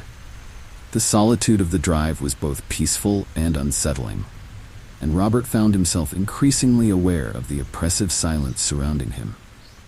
Suddenly, Robert noticed something strange. Shadows began to flit alongside his car, moving in and out of the beam of his headlight. At first, he thought it was just his imagination. The shadows grew more distinct and more aggressive. They seemed to stretch and contract, darting closer to his vehicle with an unnerving persistence. The haunting presence of the shadows made the once familiar drive feel like a twisted game of cat and mouse. The shadows began to take on a more defined form, their shapes growing darker and more menacing. They pressed closer to the sides of the car, moving in sync with its speed. The once innocuous drive turned into a nightmarish ordeal as Robert realized that these shadows were not mere tricks of the light but something far more sinister. The sensation of being hunted became overwhelming as the shadows seemed to encroach upon the car, their movements synchronized with Robert's increasing anxiety. Robert tried to accelerate, hoping to escape the encroaching darkness, but the shadows matched his speed, their presence growing ever more intense. The road seemed to narrow, the shadows closing in from all directions. The feeling of being trapped in a tightening vice became almost unbearable. The once safe highway was now a battleground between Robert and the malevolent darkness that sought to consume him. Desperate to escape, Robert swerved the car, hoping to dislodge the shadows from their relentless pursuit. However, the darkness seemed to adapt, its movements becoming more aggressive and disorienting. The road ahead was obscured by the encroaching shadows, and Robert found himself navigating a perilous path where every turn seemed to lead him deeper into the clutches of the darkness. In a final, desperate attempt to escape, Robert slammed on the brakes, causing the car to screech to a halt. The shadows, momentarily thrown off by the sudden stop, surged around the vehicle in a chaotic frenzy. The once clear road was now a shifting maze of darkness, and Robert's heart pounded with the realization that the shadows were not just pursuing him, they were consuming the very road he sought to escape.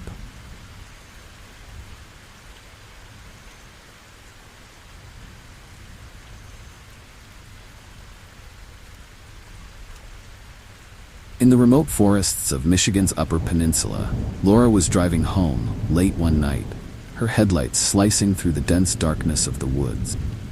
The road wound through the forest like a dark ribbon, and the oppressive silence was occasionally broken by the distant hoots of owls or the rustling of leaves.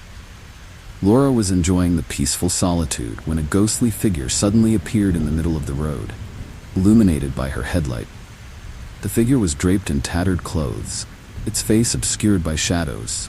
It stood motionless, its presence creating an eerie, chilling aura that filled the car with an inexplicable sense of dread. Laura's heart raced as she slammed on the brakes, skidding to a halt just inches from the apparition. The ghostly figure remained unmoving, its stillness adding to the haunting atmosphere of the night. Laura's initial shock gave way to a creeping fear as she tried to comprehend the figure's presence. The apparition seemed to be a warning, a spectral sentinel standing guard against some unseen threat. As she attempted to start her car and back away, the ghostly figure slowly raised a hand, pointing down the road with an unsettling, deliberate gesture. The gesture felt like a dire warning, premonition of something far worse lurking in the darkness. Despite her fear, Laura felt compelled to follow the figure's silent direction. She cautiously drove forward, her headlights barely piercing the impenetrable darkness that enveloped the road. The feeling of being watched grew stronger, and the forest around her seemed to close in, trees casting ominous shadows that swayed and twisted in the darkness. The haunting presence of the apparition remained at the edge of her vision, a constant reminder of the danger that lay ahead. As Laura ventured further into the forest, the road began to twist and turn in increasingly bizarre ways.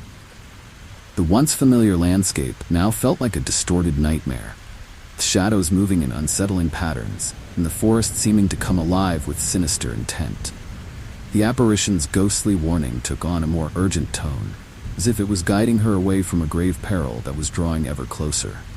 Suddenly, the road ahead split into several dark, foreboding paths, each one leading deeper into the forest. The ghostly figure was nowhere to be seen, but the sense of impending danger was palpable. Laura realized with growing terror that the apparition had led her into a treacherous trap, where each path represented a different facet of the looming threat. The once peaceful drive had become a chilling ordeal of survival, with the forest itself seeming to conspire against her.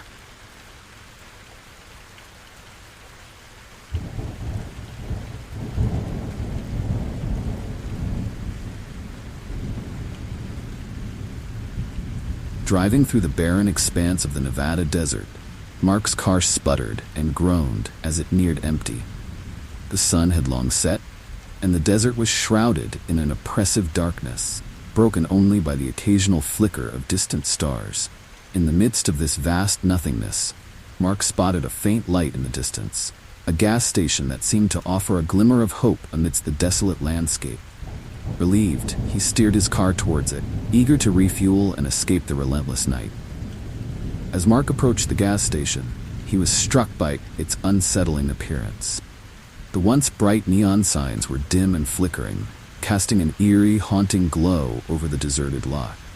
The station's structure appeared rundown, with broken windows and peeling paint, yet the presence of fuel pumps was a welcome sight. Mark pulled up to the nearest pump, his sense of relief overshadowed by a growing feeling of unease. The station felt strangely out of place, like a mirage in the desert. After filling his tank, Mark tried to pay at the old-fashioned pump, but the machine was unresponsive. The light from the station seemed to flicker more erratically, and the once faint sounds of the desert, wind, distant animals, were replaced by an unsettling silence. A shiver ran down Mark's spine as he realized that the station had a faint, almost imperceptible quality to it, as if it was not entirely real. The oppressive darkness seemed to grow heavier, and the station's once reassuring presence became increasingly ominous. When Mark attempted to leave, he was stunned to find that the gas station had vanished. The spot where the station had stood was now an empty expanse of desert, illuminated only by the dim light of his car's headlights. The sensation of being trapped in a nightmare intensified as he turned around, hoping to retrace his path, only to find that the road behind him had disappeared into the inky blackness of the desert. The once familiar landscape was now an endless void, and the gas station had become a chilling memory. Mark's car, now illuminated only by its own headlights, seemed like a lone beacon in the vast desert. The endless darkness was broken only by the occasional distant star, and the oppressive silence made the situation feel even more surreal. He realized with growing panic that he was trapped in a nightmarish loop, the gas station's disappearance leaving him stranded in a desert, seemed to stretch on forever. The feeling of isolation and the haunting disappearance of the station turned his ordeal into a desperate fight for survival. As the hours dragged on, Mark's hope of finding another source of help dwindled. The desert, which had once seemed like a vast but manageable expanse, now felt like an unforgiving, endless trap. The oppressive darkness and the haunting memory of the vanished gas station left him with a chilling sense of foreboding, as if the desert itself was conspiring to keep him from ever escaping. The isolation and the inexplicable disappearance of the station transformed his night into a terrifying struggle against the encroaching void.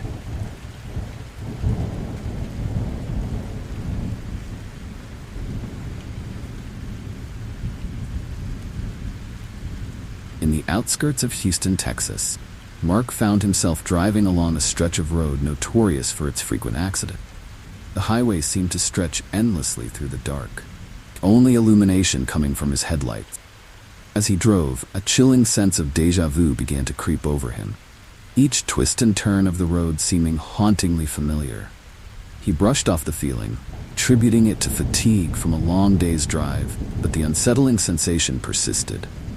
Suddenly, the road ahead seemed to shimmer and warp, and Mark was jolted as if transported back in time. The scene around him began to change, revealing horrifying glimpses of past accidents, crumpled cars, shattered glass, and the haunting screams of those who had met their end here. Chilling realization dawned on him. He was reliving the fatal moments of these past tragedies. Each new turn brought him face to face with another fatal collision. The scenes were playing with a disturbing clarity.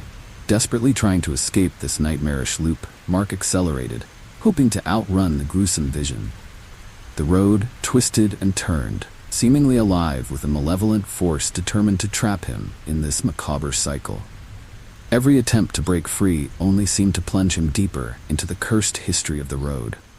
The once familiar highway had transformed into a treacherous labyrinth, with the ghosts of past victims haunting every curve. The spectral apparitions of accident victims began to manifest more vividly, their ghostly forms reaching out as if pleading for help.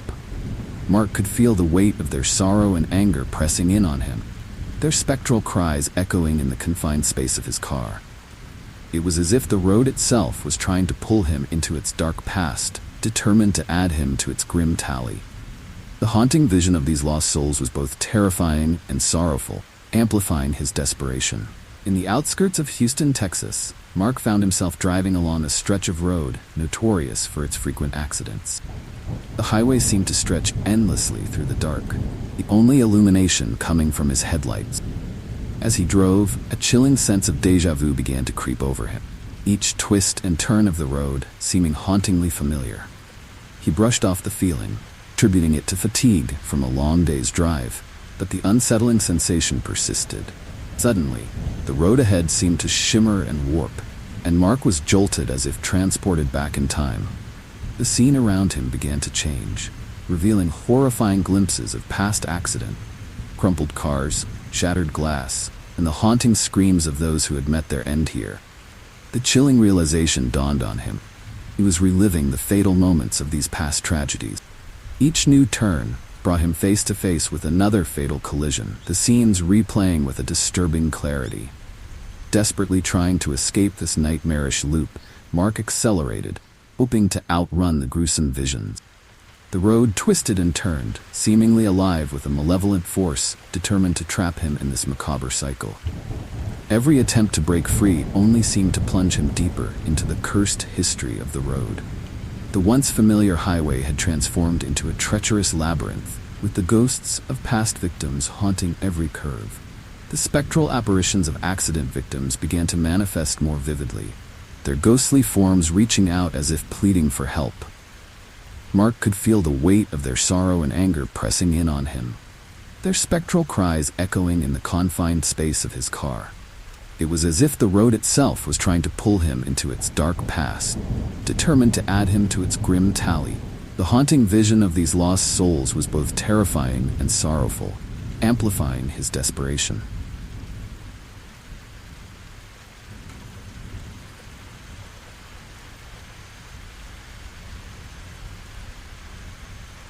Each mile seemed to stretch into eternity as the road twisted and changed, leading Mark deeper into the heart of the cursed stretch.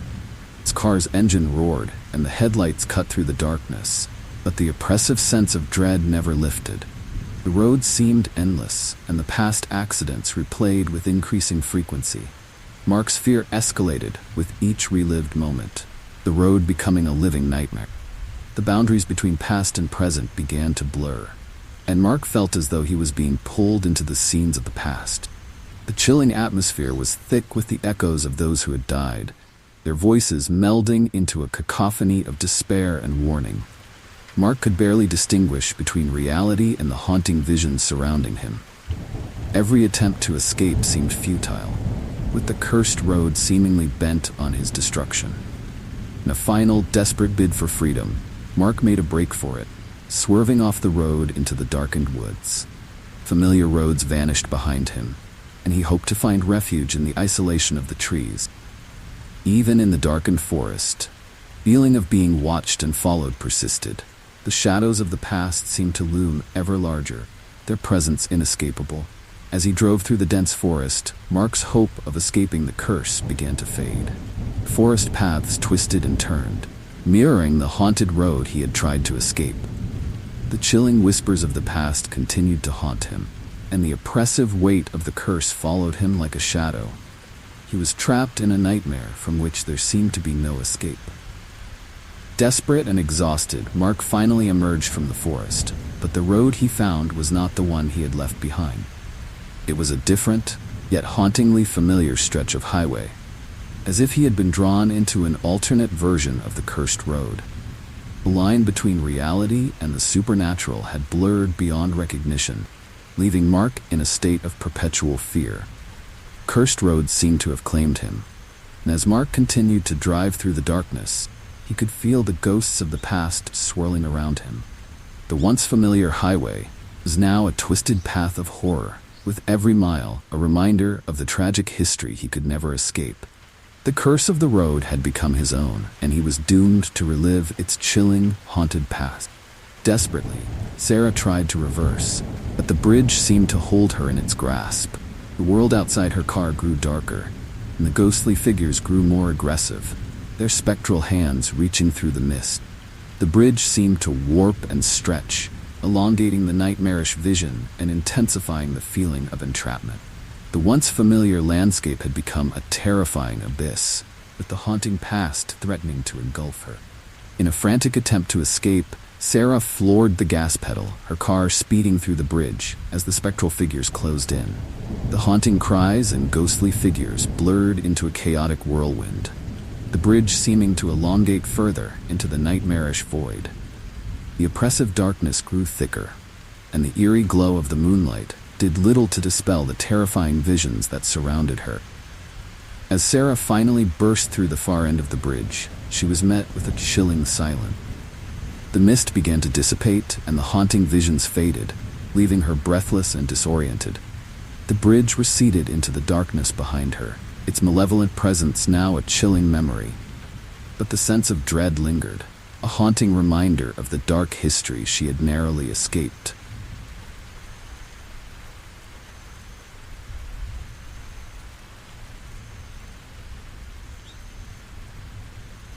While on a road trip through the rugged landscapes of Montana, Jake took a wrong turn, hoping to find a shortcut to his destination. The path was barely visible, obscured by overgrown vegetation and the shadows of the towering mountains. The road, long forgotten and abandoned, seemed to lead nowhere, yet curiosity drove him to follow it. The landscape grew increasingly desolate, with each passing mile intensifying the sense of isolation. After what felt like hours of navigating the winding path, Jake emerged into a clearing, only to discover an old ghost town that appeared almost frozen in time. The buildings, weathered and crumbling, stood silent under the fading light of dusk. The town seemed to be a relic of a bygone era, its streets empty and silent. Despite the haunting appearance of the place, Jake felt a strange pull to explore further, drawn by the eerie stillness that enveloped the ghost town. As Jake wandered through the abandoned streets, he began to notice unsettling details. The windows of the old buildings were covered in grime and cobwebs, but occasionally he glimpsed shadowy figures moving behind the glass. The silence was profound, broken only by the distant creaking of old structures and the whisper of the wind. The town's unsettling atmosphere grew more oppressive, and Jake couldn't shake the feeling that he was not alone. The deeper Jake ventured into the ghost town, the more he encountered the spectral residents. They were ghostly figures with hollow eyes and forlorn expressions, trapped in an endless loop of their final moments. Each spirit seemed to reach out, their eyes pleading for release from their spectral imprisonment. The haunting presence of these trapped souls was palpable, their sorrowful wails blending with the eerie silence of the deserted town. Jake tried to communicate with the apparitions, but their responses were hauntingly vague, as if they were trapped in a state of perpetual despair. The spirits seemed to be bound to the town, unable to move on or find peace. The sense of being in the midst of a tragic, eternal limbo was overwhelming. It became clear that the ghost town was not just a relic of the past, but a place where souls remained trapped, endlessly seeking release from their torment. Desperate to escape the oppressive atmosphere and the relentless ghostly presence, Jake searched for a way out of the town. The paths he had once traversed now seemed to shift and twist, leading him deeper into the heart of the haunting. The once clear route out of the ghost town had become a maze of shifting shadows and spectral figures, each turn only deepening his sense of entrapment.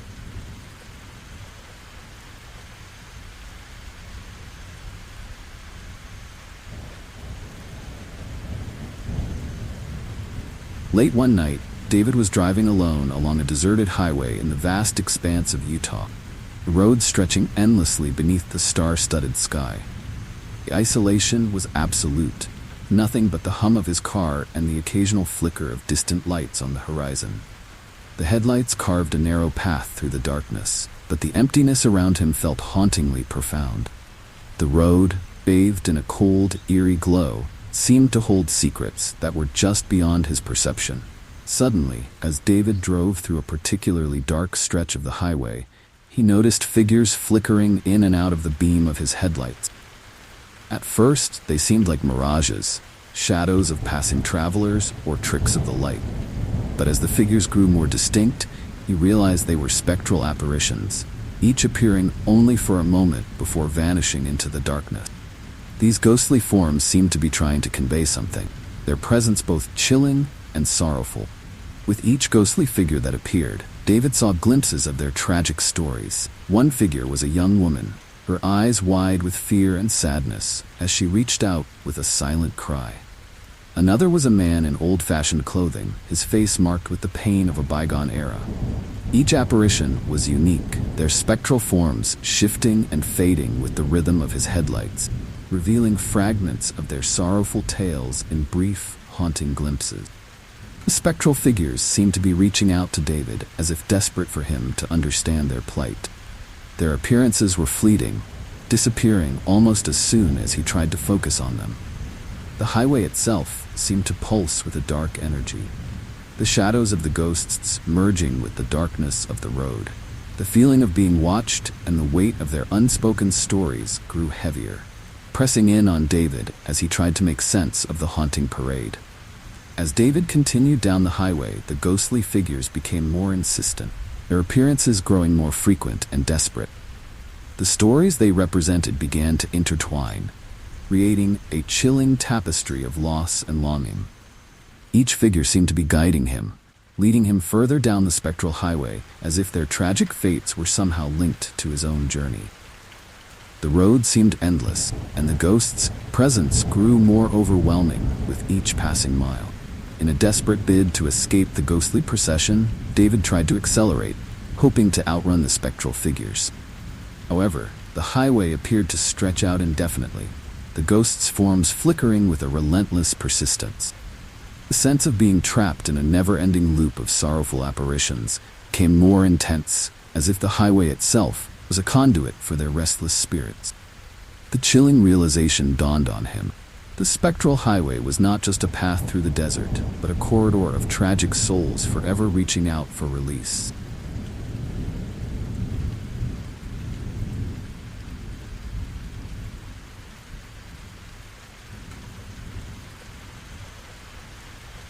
In the heart of the dense woods of Maine, Lisa decided to take a brief detour from her road trip, drawn by the promise of a scenic drive through the forest. As she pulled over at a forest entrance, the surroundings took on a strangely serene yet unsettling quality.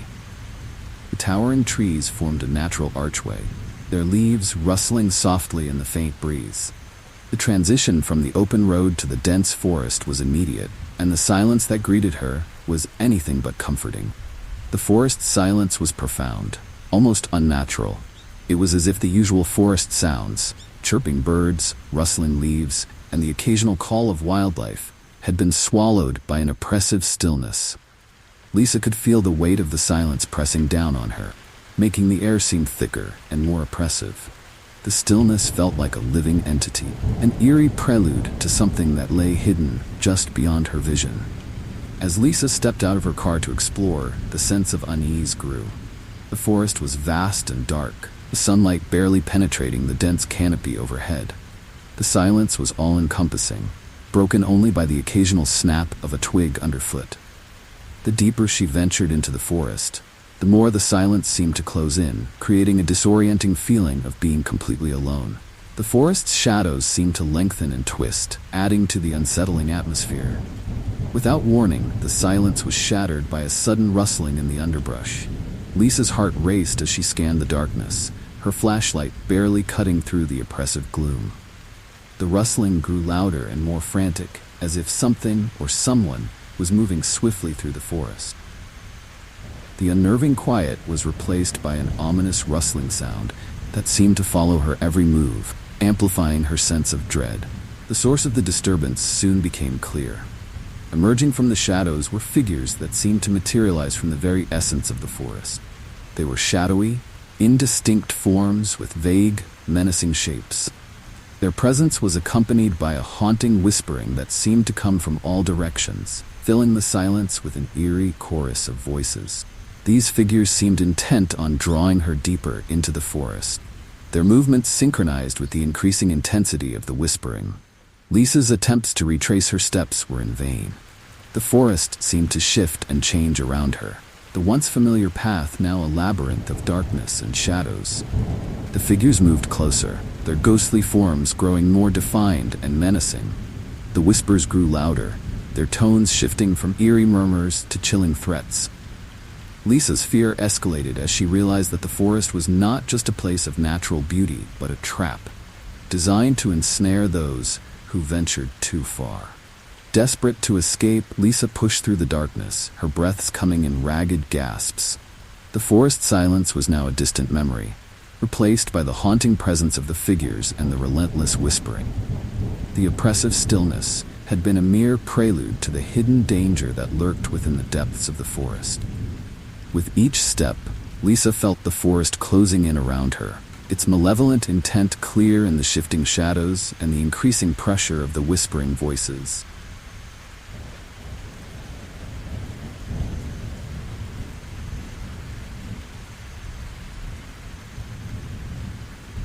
On a quiet evening drive through rural Mississippi, Tom noticed something unusual by the side of the road. The setting sun cast long shadows over the landscape, and there, half hidden by overgrown grass, was an unmarked grave. The grave's simple appearance, with no headstone or marker, struck Tom as both eerie and intriguing. He decided to pull over, driven by a mix of curiosity and a sense of foreboding. The grave seemed out of place in the tranquil countryside, its presence whispering of secrets long buried. As Tom stepped out of his car and approached the grave, a chill ran down his spine. The ground around the grave was disturbed. The soil recently turned as if someone had been there. The air grew colder, and an oppressive silence enveloped him. Tom began to dig carefully, hoping to uncover some clue about the identity of the deceased. What he found instead was a series of old, faded objects. A rusted locket, tarnished ring, and a worn piece of fabric. Each item seemed to tell a story of a life ended too soon. The deeper Tom dug, the more unsettling the atmosphere became. The objects he uncovered were accompanied by a growing sense of unease, as if the grave itself was trying to communicate its anguish. A local legend Tom had heard in passing began to resurface in his mind. A story about a vengeful spirit buried alongside the road, seeking retribution for a betrayal that led to its untimely death. The more he uncovered, the clearer it became that this was no ordinary grave, but one tied to a dark and tragic past. As twilight descended, the grave seemed to come alive with a haunting energy. The air grew thick with an ominous presence. Tom could feel a palpable sense of anger and sorrow emanating from the disturbed earth.